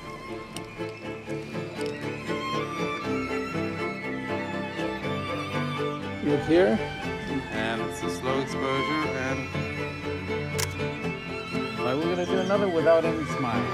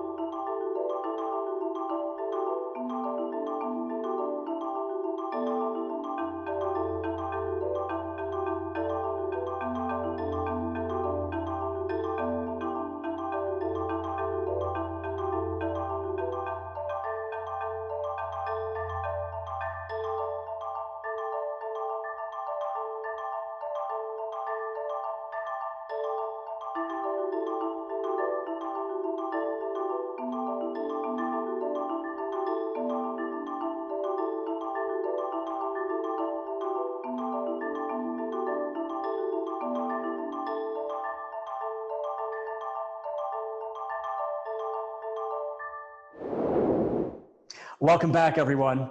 It gives me great pleasure to introduce to you TIna Mascara, who's joining us from Los Angeles, California. Thank you so much for joining us, TIna. Thank you for having me. TIna is one of the two co-directors of Monk with a Camera that she co-directed with her husband, Guido Santi, who we sadly and suddenly lost in 2019. We are so sorry for your loss, TIna. We just wanted to express our heartfelt condolences. Thank you so much. So I am curious, your first feature that you did with Guido, it was close to 10 years ago, was called Chris and Don, A Love Story. By the way, on Amazon Prime for free, please check it out. A very important film, unflinching, beautiful film. A film about two individuals who have this romance and this love affair it spans the decades. But there's also this underlying thing with one of the individuals in which his passion, his artistic passion, emerges from this relationship. And it becomes a defining moment for who this person is. And it also infers the relationship in such a beautiful way to the very end. And then years later, you come out with your second documentary, which is Monk with a Camera, which is about not exactly a love affair, but it is about a man who has a love affair with his, I would say, his higher self, in a way in which his passion, his artistic passion, emerges from that as he starts to find his own grounding, becoming a monk and what that's like. And he struggles with that artistic passion. Whether he wants it or not, it's still there. It's an inevitable. So my question for you is, how did you come upon this subject matter? And do you see a parallel with both films? Well, I have to say right off from the start, I didn't know this, but Nicky Vreeland and Don Bacardi, who's one of the subjects of Chris and Don, A Love Story, were both born on the same day, May 18th. Oh, wow. So that's just strange coincidence. Hey, that's a parallel, yes. But I think, the question is, how did I come upon this film? Guido, my partner, and I were working on a fiction film. We had optioned a book of Christopher Isherwood called A Meeting by the River. And the story is about two brothers, and one is in the process of becoming a monk. And so as we were doing research, we came upon Nicky's story, and we contacted him to see, I thought, this is amazing. This is a guy who had everything, who walked away from, this very privileged life to live the life of a renunciant. In the case of our movie, the movie that we actually didn't make, but we optioned the rights to for a period of time, it was about a Hindu monk, and now Nicky's a Buddhist monk. So, so that's how we came upon the story. It was through Christopher Isherwood, the book A Meeting by the River. And then we found Nicky on the internet, contacted him, and asked if he would be interested in having a film about himself made. We both were interested in this idea of somebody walking away from this worldly life. And Nicky said no. He said he wasn't interested in having a film made about himself. Wow. And so we thought, okay, that's dead in the water. And then a few months later, he contacted us and asked if we were still interested, and we said that we are. And he said, well, come to Naples. I'm going to be in Naples with one of my exhibits, and maybe, I'm not saying I want to do the film or not, but it'd be a great opportunity for us to meet, and you can film it, and possibly, maybe there will be a film in the future. He didn't give us, his approval right away. But we were game for the adventure,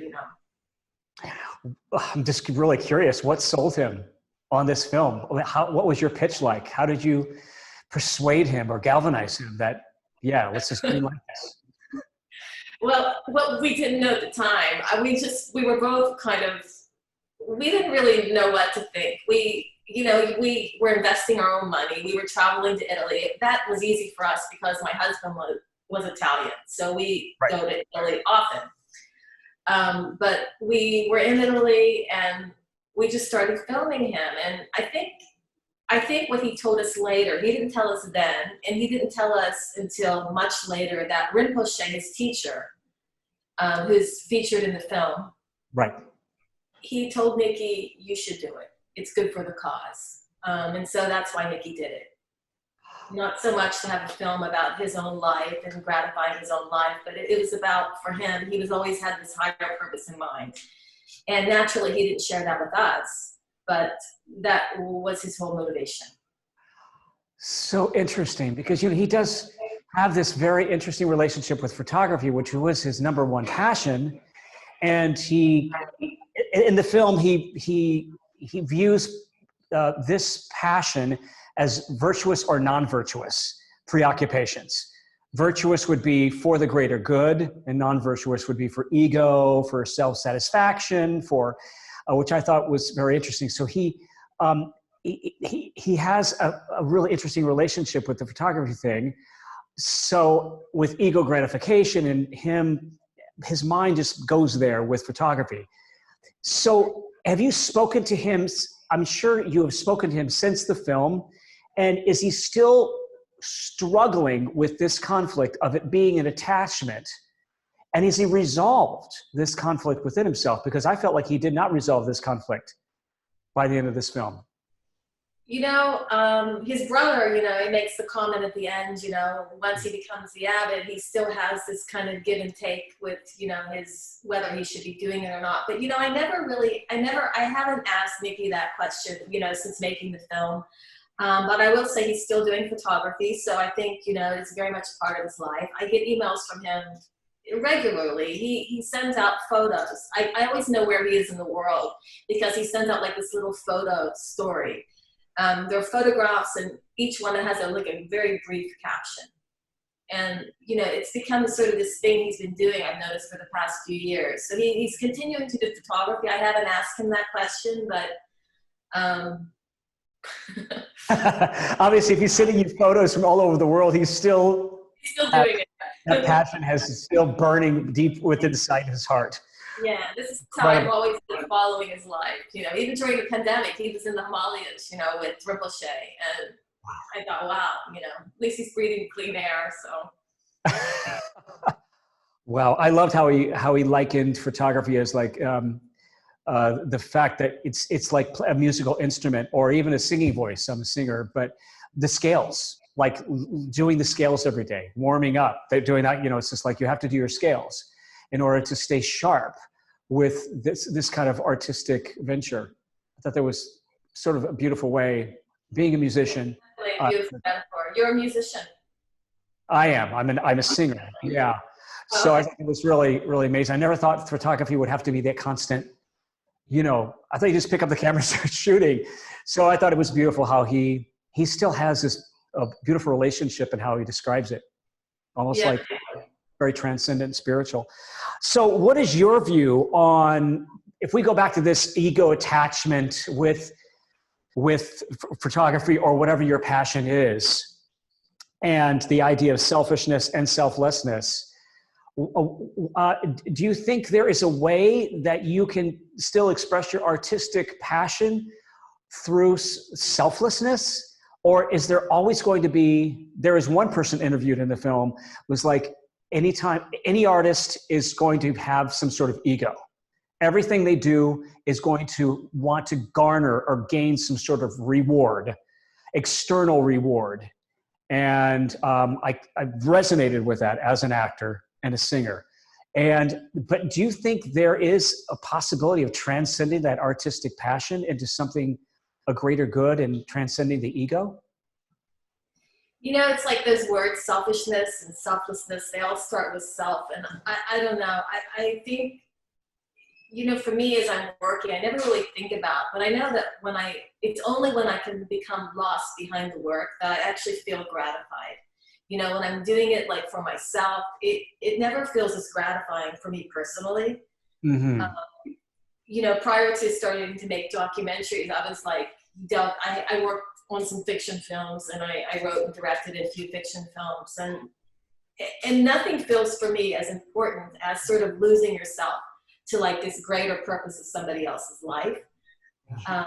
But I think, you know, it takes a real directed, I mean, I think you have to be very selfish in your time and like making a creative project, you know, as you know, as an actor and Right. performer. But I think that what really gives it something is when, you know, it can be for a greater good for somebody else. But I have to say, I don't really think about that when I'm making the film. You know, it's not like I choose a subject to do that. But, you know, it's like only after the film is made, you know, you can only view through other people's perception or their opinions, or their like letting you know this film made a difference in their life or something like that. So I think, you know, it's great that it can be that. I don't really think about it, but I will say, you know, I think, you know, losing yourself to the process is probably more important than anything. Interesting. Nicky always also talked about his grandmother, TIna Vreeland, and having very high standards and not doing it for show per se. And he was quoted as saying, "Bettering yourself for the betterment of others."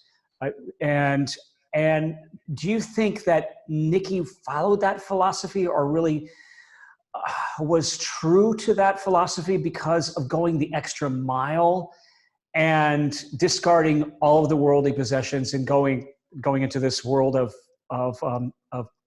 spirituality for a living? Do you think his grandmother, he's really following through with what his grandmother quoted as being the way to live life? That's what he says. You know, I know that he said that, and I can only think that that's true from knowing him. You know, I mean, he went to India. He embedded himself in this kind of Tibetan culture. He learned, you know, to speak the language. And anytime I'm around him, he gives like 1,000%. You know, he's somebody that's not a dilettante. He doesn't just give. He gives us all. When he commits to something, he gives us all. So I can only think that that is true. And I have actually, you know, I like to allow that to spill over to me too. You know, I always think of him, and even like similarly, you know, on my last film, Chris and Donna Love Story, Don McCarty is the exact same way. You know, they live this very purposeful, very life where every moment's accounted for, and it's really something, you know, I've noticed with both subjects. There's the parallel there.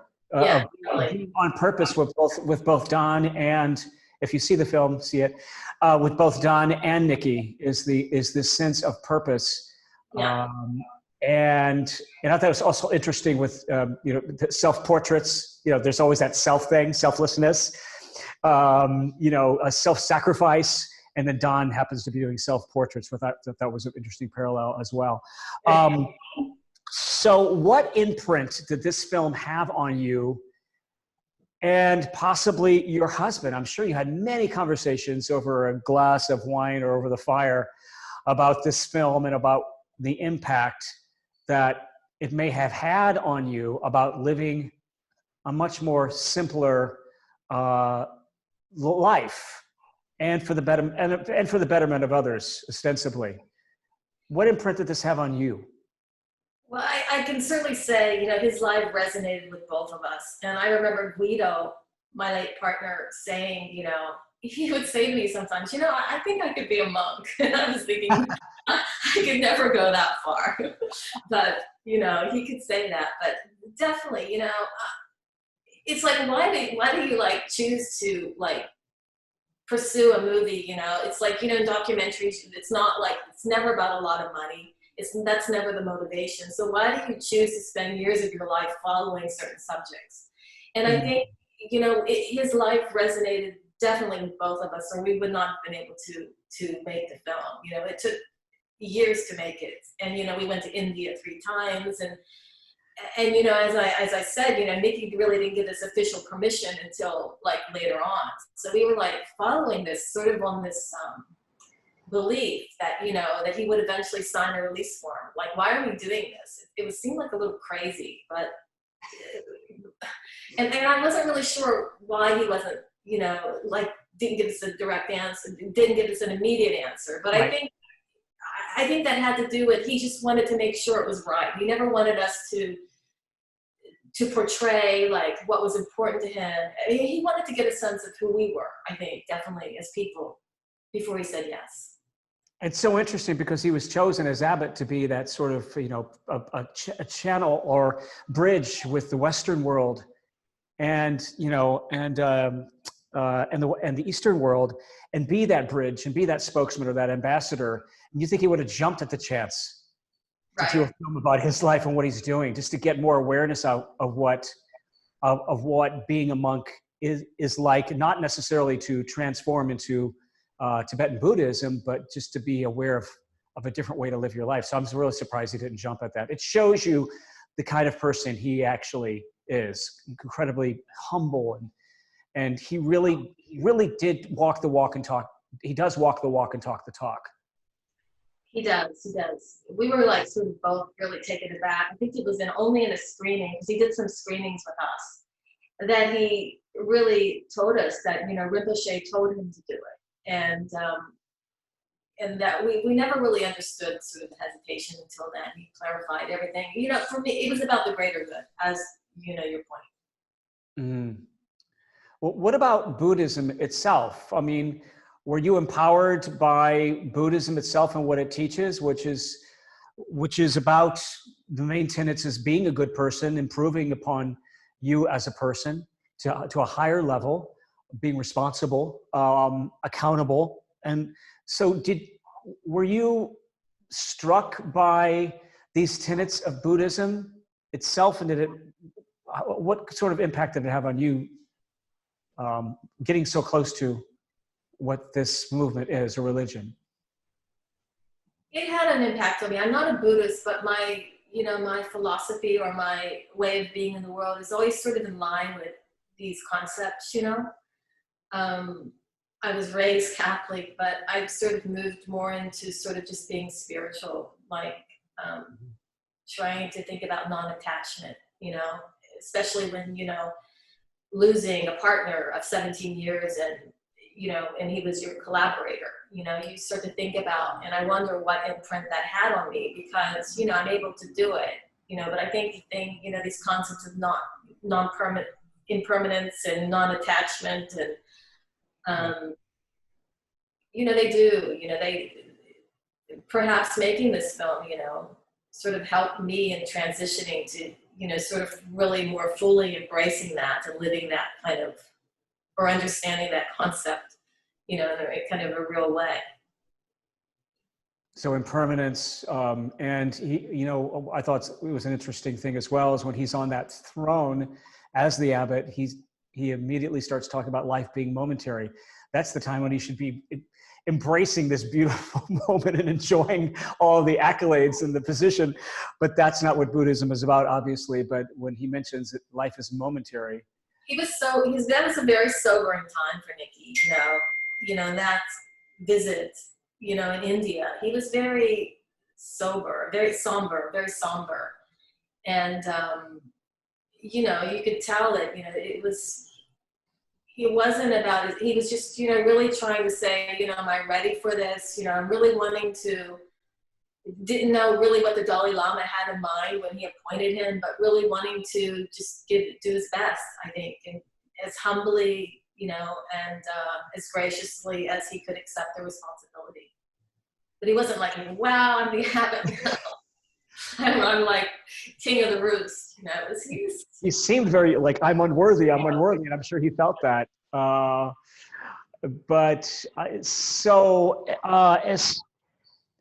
Just a quick question for me. I thought Richard Gere's contribution to this film was invaluable. He was on the peripheral, and I really like that he didn't steal the spotlight. We all know that, a lot of us know that Richard Gere has Buddhist connections with the Dalai Lama, but I thought he was a wonderful contribution and a great supporter for Nicky. How did you get him involved in this film, and what did you think about his participation in the film? It's interesting because sometimes when we've had feedback people have two opinions about that. It's like sometimes in screenings, people would say, they would think that we were putting this person of high stature, celebrity into the film. to sort of like have a celebrity in the film. And it really was never about that for us. You know, we knew that his connection to Nikki, and I had always wondered, should we ask Richard Gere to participate in the film? And, you know, I never really addressed this with Nikki. And when Nikki was invited to Long Beach to meet with the Dalai Lama, you know, that scene in the hotel with the Dalai Lama? Yes. Richard was there. Yes. And Guido and I were filming. And I remember Richard was very aware that we had cameras, and so he walks into the shot, as he would, because he knows Nikki for many years, and they started speaking and talking, and we just continued to film, and we thought, okay, well, he knows that he's being filmed, so he's now in the shot. Very interesting, because he says, did you fly in? When did you fly in? Is that the moment when he sits down, he comes in the shot and says, when did you fly in? Yeah, so we were, you know, he's very aware of cameras.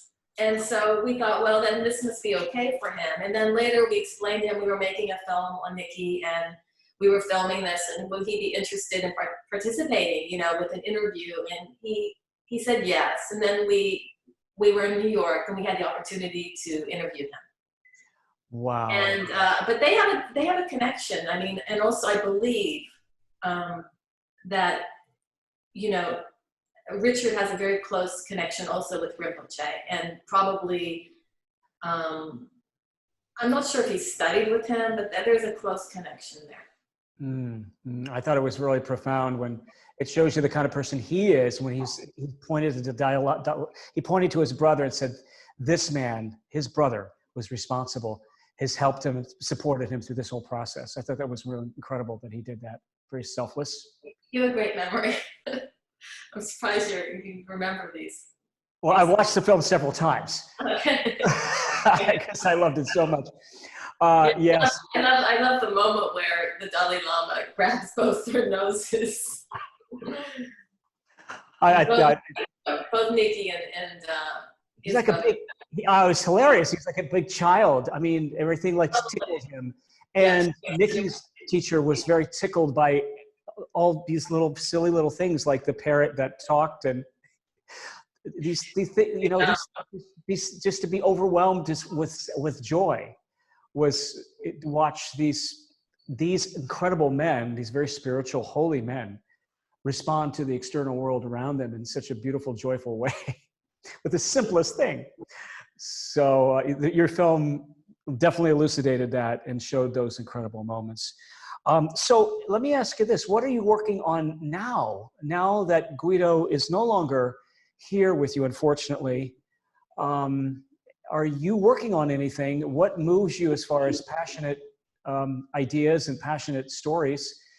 And what do you, and if you are working on something, what kind of takeaway do you want the audience to have from this next project?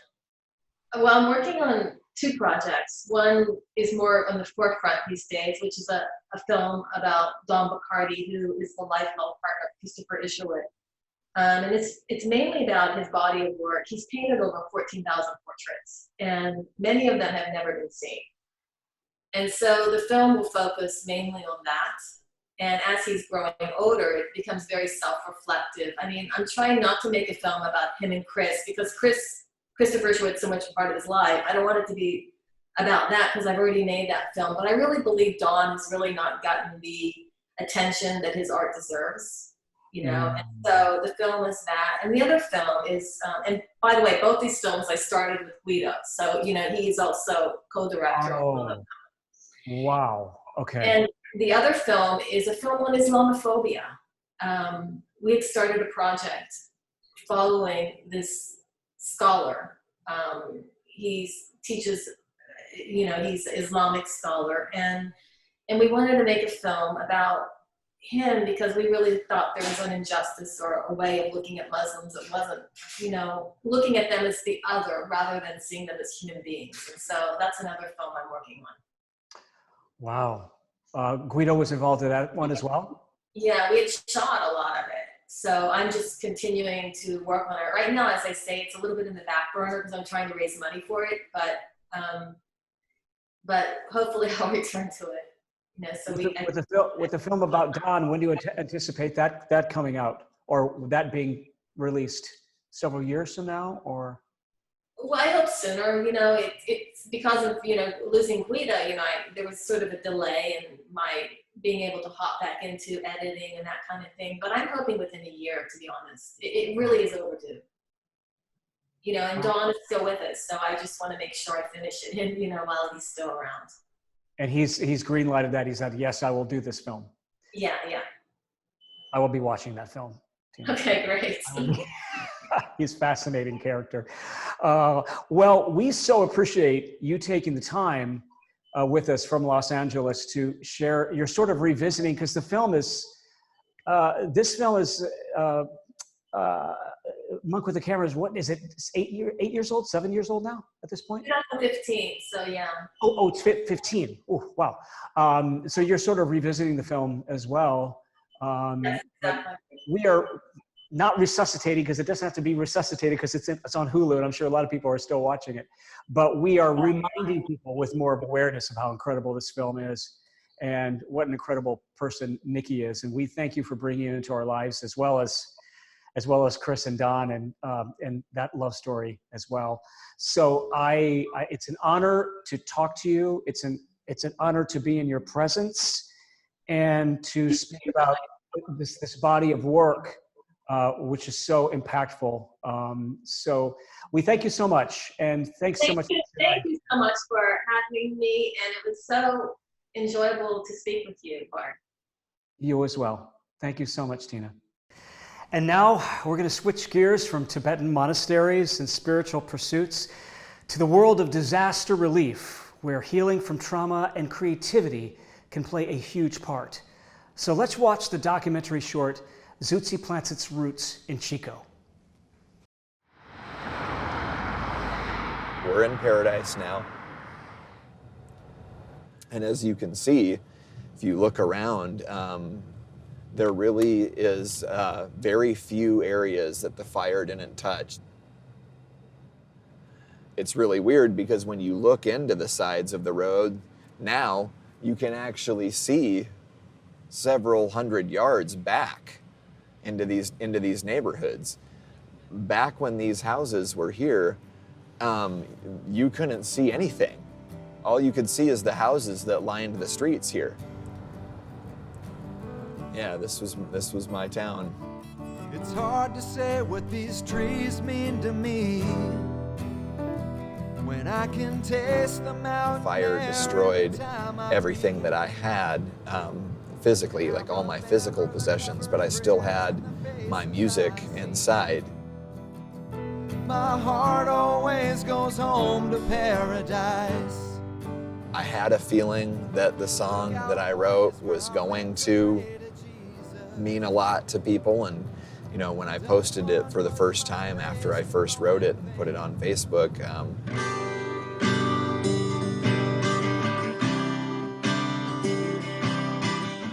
and I woke up the next day and it had 10,000 views. It's hard to say what these trees mean to me. Okay, that's amazing. They've cleaned up Ellen's house. I haven't seen that yet. And they've cleaned up my house. Wow. Okay, this is my first time seeing this. I have not seen my cleaned up property yet. Wow. This is where my house was. My entire life was here. Bedroom, bedroom, bedroom is what it was. And my bedroom was in the back, right here, the master bedroom. My two kids' bedrooms were right here. I had a swing set for my kids right back there. I had a hot tub right here underneath this tree. Oh, wow, look at this. One of my son's toys. It looks like maybe the construction guys probably set that up. That's funny. I remember buying, he got that for Christmas. That's funny. Kind of sad too when you look at it though, because it's like that's all that's left of our life here.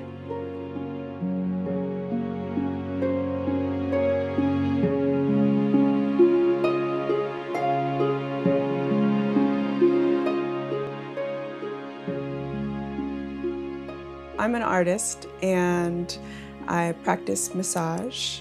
I'm a student at Chico State. I'm actually student teaching at the continuation high school here in Chico this semester.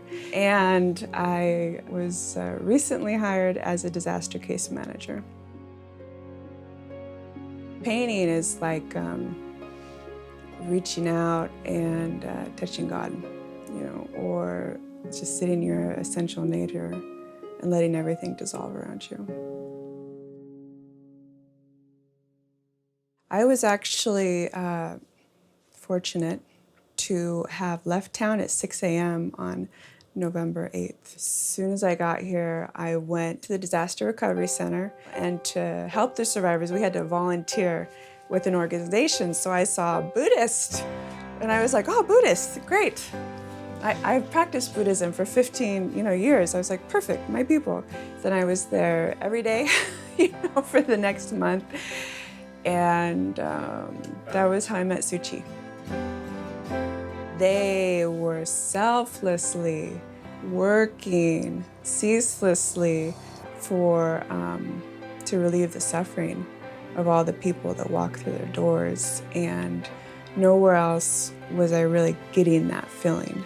And that's why I knew they were my people, because I have that same determination.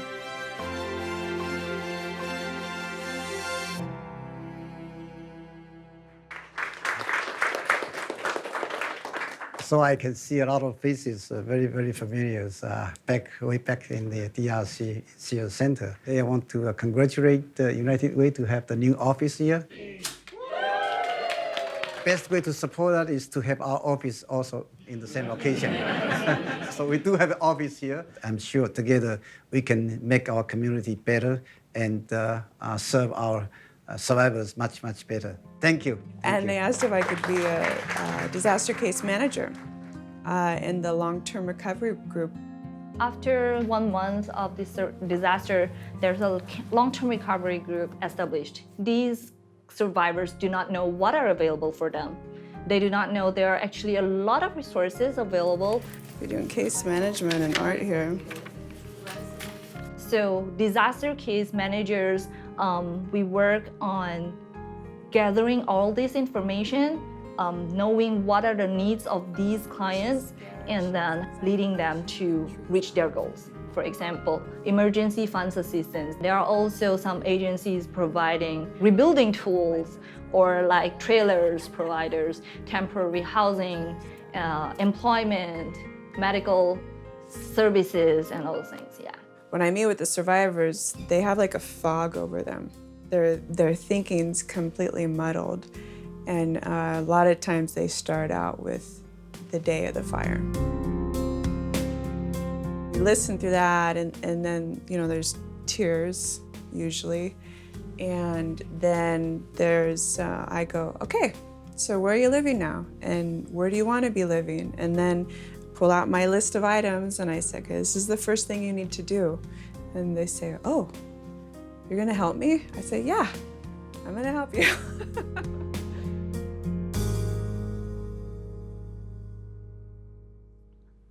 Bobbie, she is a very, what's the word? I lost my English word.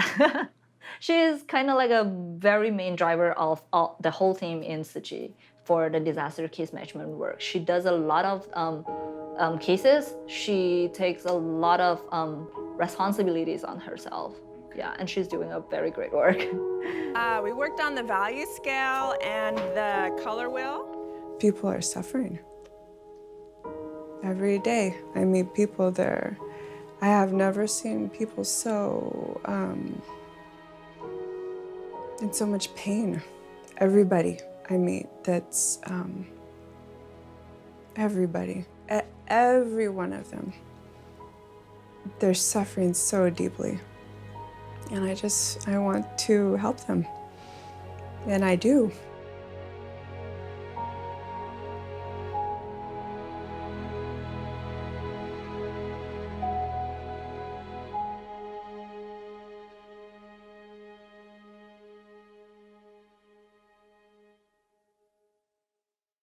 Initially, I came into contact with the Tzu Chi Foundation at a donation center. So today you will receive a debit card with a value of $600. That's incredible. And I know I evacuated with these two guitars right here. After the fire, when I met with the Tzu Chi group, they gave me the $600 card, and I was able to get this this guitar in the middle right here, which is, it's beautiful, it plays great, and I needed it to continue performing in the community and stuff.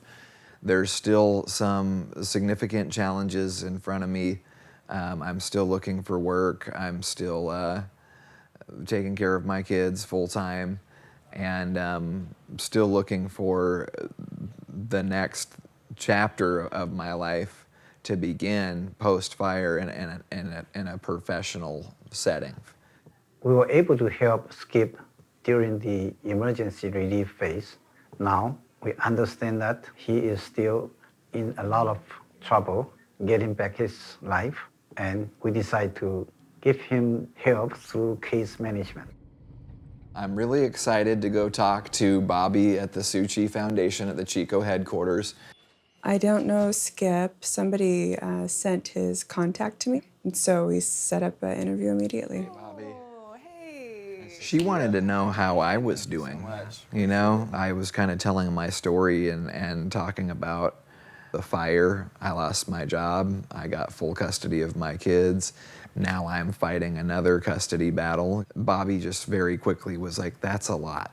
That's a lot to go through. So let's talk about your mental health, because I really appreciate you. I'm about to start crying right now. I really appreciate you. I really appreciate you opening up. I really appreciate you opening up, because this is why I'm here. I'm here to help you. Okay? Can I come over? Can I come over? Give you a hug? Yeah. Okay. Yeah. Okay. Yep. People tell them, you know, get over it. It was 9 months ago. You know, get over it. Move on. It's over now. You know, and then I come along and I say, yeah, here we are, and this is really difficult. And then there's just tears, because someone's listening to them. I can see you're resilient, and that you'll get through this period of time. Yeah. Right now, we understand that he needs a job. So we are exploring possibilities of finding a job for him, either internally or externally to Tzu Chi. There are so many people that need to recover, to rebuild, but there are only less than 15 case managers right now in the community. That's the biggest challenge that we are facing right now. It looks like there might be an opportunity for me to come to work with the foundation as an intake specialist, hopefully, and helping people directly, which I'm really excited about. Being a survivor myself, I can instantly know what this person is going through and what some of the things already are that they might need in terms of housing and a job and support. People are still in a lot of need for long-term relief, and my goal is just to continue helping them as much as I can and finding my own healing in the process. That's what helps me, is just helping others.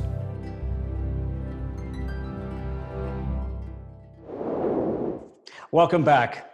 Let's go ahead and meet our special guest, Bobbie Rae Jones, who's tuning in from Chico, California. Hi, Bobbie. Hello. So as you saw from the film, Bobbie is a very talented artist as well as a campfire disaster case manager at Zootsi USA.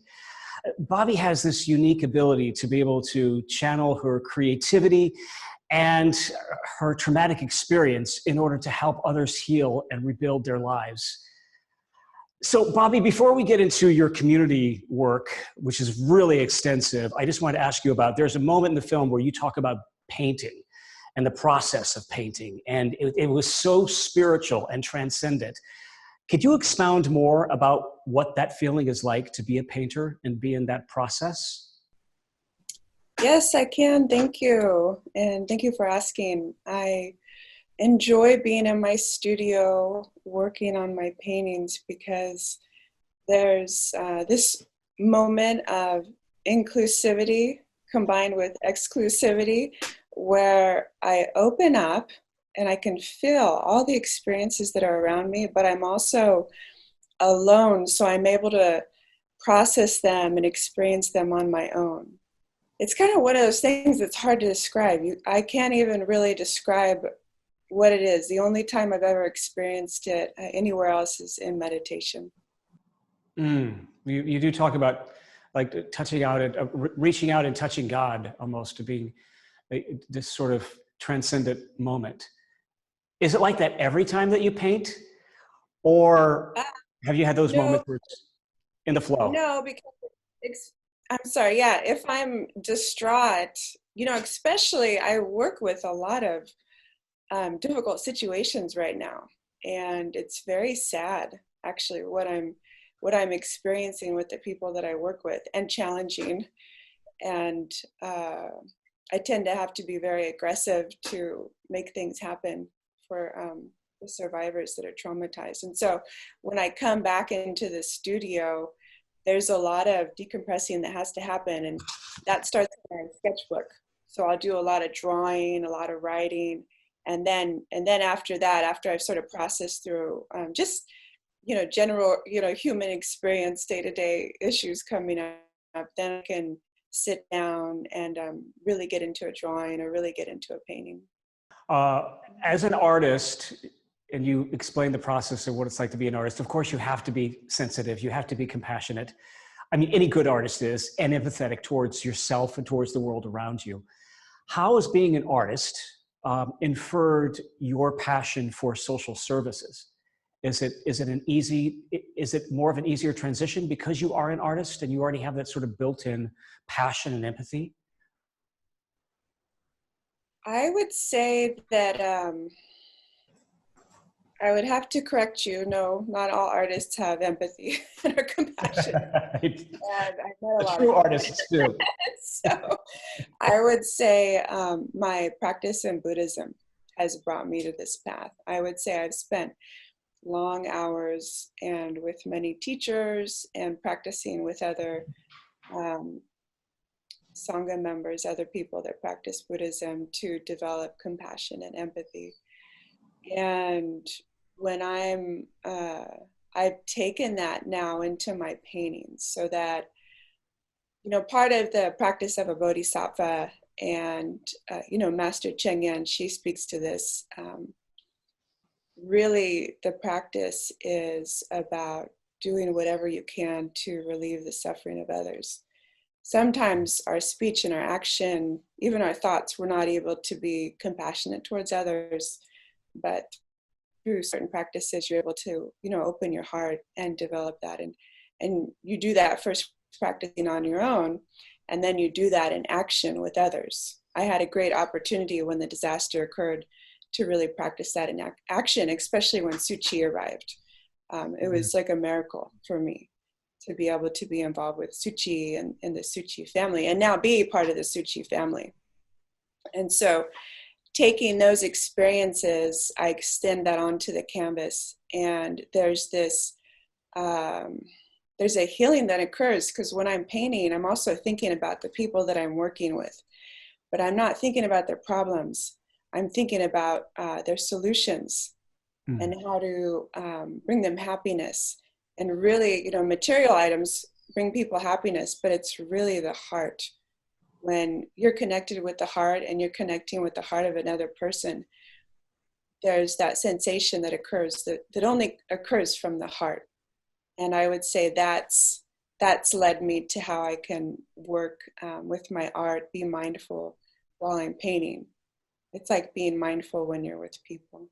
It's interesting. It's the other way around. So Buddhism and the practice of meditation actually made you more, and working with Zootsi obviously as well, has made you more compassionate, more empathetic, which infers more incredible work from like your paintings from an artist's standpoint. So it's the other way around. You do mention the heart and be connected heart to another person. And you do mention this in the film about facilitating a heart space for those people in need and that you're working with. What does that mean exactly to us who's the viewers? Can you expound on the heart space and facilitating a heart space?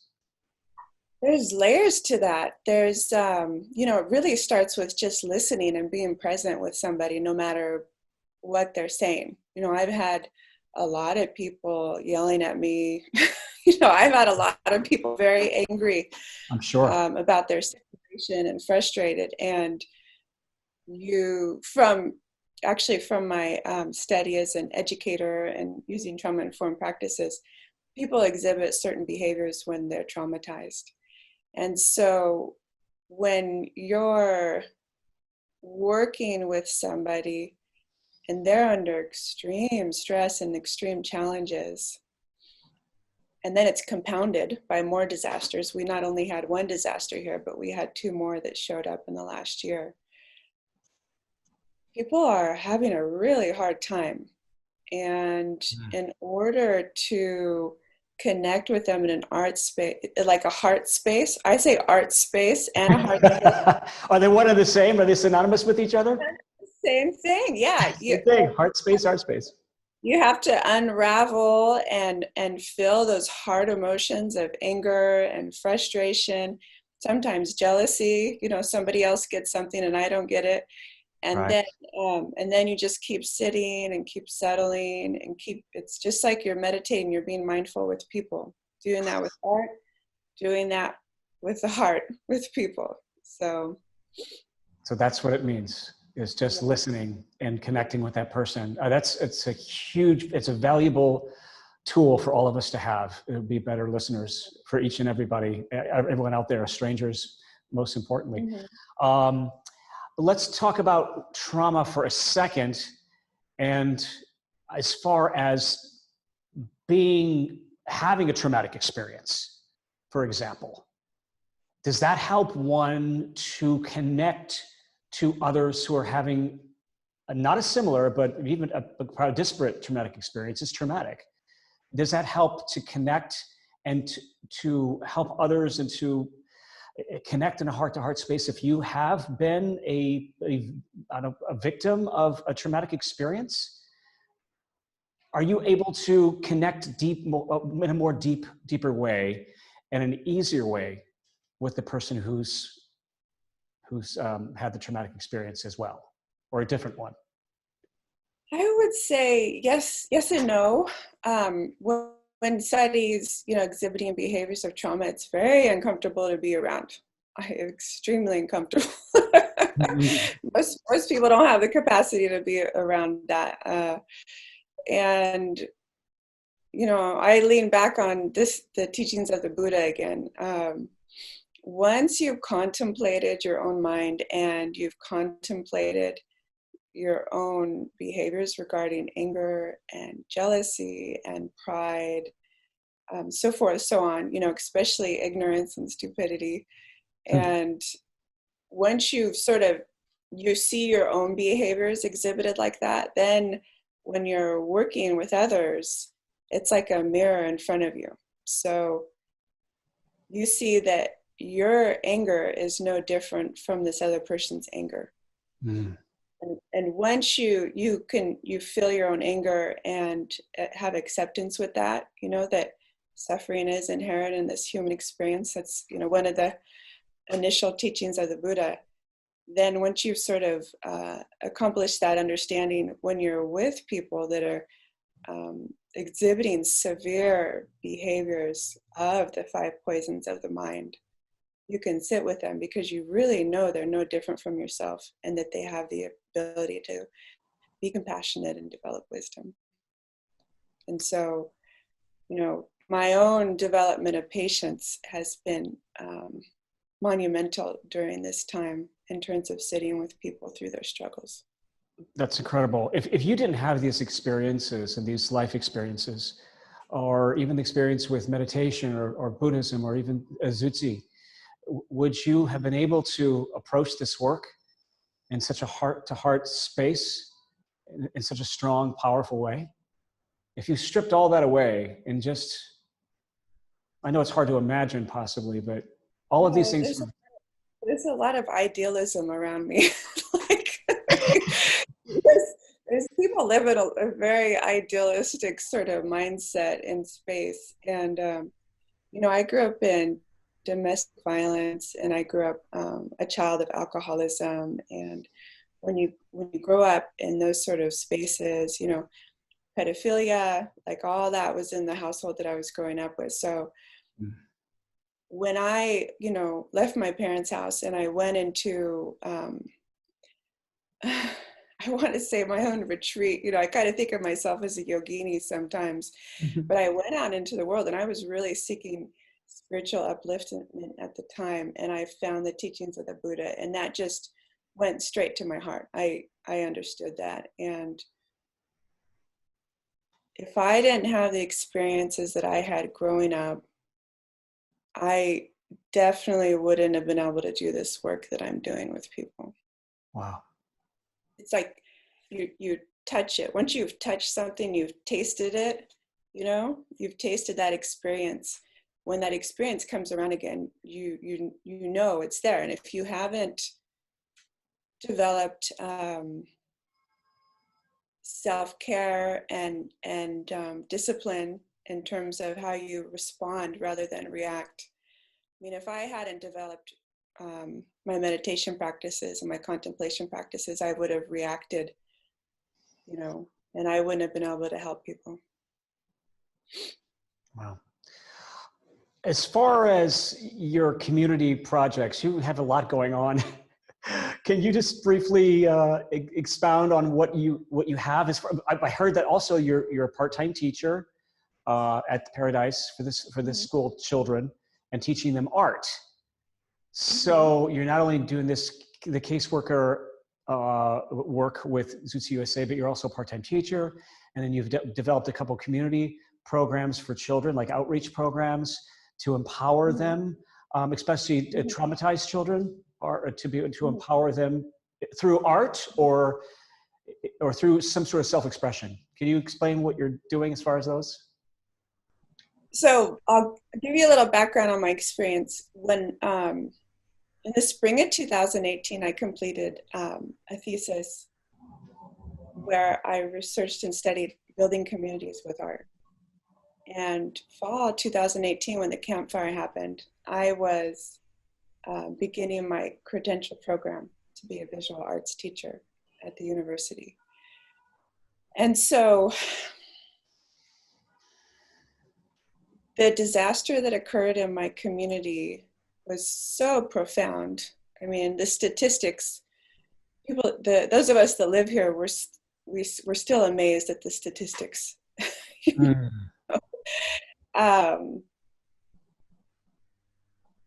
Creativity is my solution. And creativity isn't just about drawing pictures, and it's not about like, you know, making things, you know, it's about trying to create something. And the problem is like, well, how do I create this? Like, what am I going to make? What figure am I going to use? Like, what size painting am I, you know, what size canvas am I going to use? And so when you're in the studio art classroom, you learn all these strategies and techniques on critical thinking and creativity and divergent thinking. And so when I'm working with people, and this translated directly to case management, and this translates directly to working with children, you know, that have had high adverse conditions in their experience. When you talk to them about what's possible and what their imagination, what's in your imagination? You know, what are the many ideas, what are the many thoughts that we can have to solve this problem? When you present that to people, it opens them up to possibilities.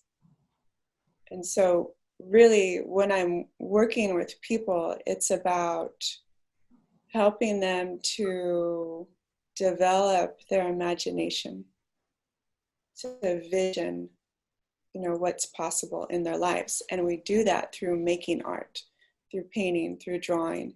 You know, I give them prompts about, you know, what do you see your life looking like in 5 years? You know, what people do you want around you? Like, how do you want to be living? And once people get that seed planted in their mind, then they can take off. If they don't have that, there's no possibility of what can come. And these children have been adversely affected by the wildfire, correct? These children that you're working. Well, yeah. And, you know, as an educator, there's a study called ACEs, and Butte County had the highest score of ACEs before the campfire. That's adverse childhood experiences. Like our county had the highest concentration of adverse childhood experiences before the campfire. Oh boy, wow. And then we had six elementary schools, one high school evacuated the day of the campfire, where children were escaping through fire. This is really needed. Your work is really, really useful for these children, because when these disasters happen and these traumatic experiences happen, these children have to move on, and sometimes without any counseling or any help. It's like, get over it, you'll be fine. And right. it can't be that way.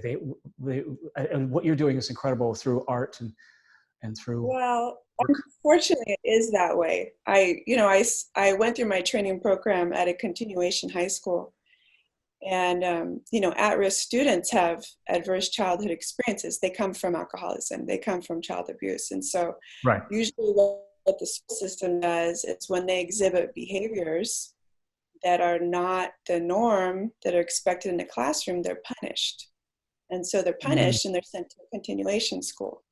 And so when you have a lot of children with a lot of traumatized behaviors being exhibited in a system that just knows how to punish children, right, that's a problem. And so I've done a lot of advocating. You know, I tend to stick my nose in places and say a lot of things. You know? Good for you. One of the things I say is that when people are yelling at you, when people are crying, when they're ignoring you, you know, when they're not doing what you ask them to do, it's not because they don't want to. It's because it's the behavior that's exhibited from trauma. When you've been traumatized, you don't act from your heart, you don't act cooperative. You're scared, you're in a fight or flight mode. Wow. Well, on a really good note, I've heard that you've provided 2 families, and there's video. You can go on the website, Zootzi's website, for this. And I watched it last night. It was like in tears. Thank you very much. It was so affecting and moving of you providing these homes to these families. And can you tell us a little bit more about that and how that came about? And it's through initiative, this campfire initiative, correct? That you're able to provide people homes? Right. So, you know, I want to say thank you to Tzu Chi, because if Tzu Chi hadn't showed up after the campfire, I wouldn't have had such a great group of people to volunteer with. But then I was also hired as a case manager in 2019, and I wouldn't have been hired as a case manager. I'm not a social worker. You know, I have a teaching certificate. Right. And so because Tzu Chi hired me, I was able to assist, up to date, I've requested about $1 million to help people recover and to rebuild their homes. I just was granted my 6th case at the Unmet Needs Roundtable with the Campfire Collaborative. Oh, wow. And this is all through grant money that you vied for. That's for people. Incredible. Yeah. And so I don't know how old the other film was as providing the 2. So you've actually advanced to getting 4 more families. So 6 families total? 6 plus 2 plus 1 tiny house 2 weeks ago. Oh my Lord. And there's more coming. I'm committed to getting women and children in homes. The mothers of these children, they need the support so that they can take care of their children. If mothers don't have the support of their community, they struggle, and we need to get these children housed and taken care of. So I'm very committed to helping people get housed however I can. Incredible work. Bobbie, thank you so much for joining us today. We so appreciate it, and thank you so much for sharing. Thank you. And thank you for joining us for this episode of Mindful Eye, Film at Zootsi Center. Please join us for our next episode, which will premiere on August 26, and which will feature the film Karuna and the short film Love Saves. Do mark your calendars and join us. Have a good night.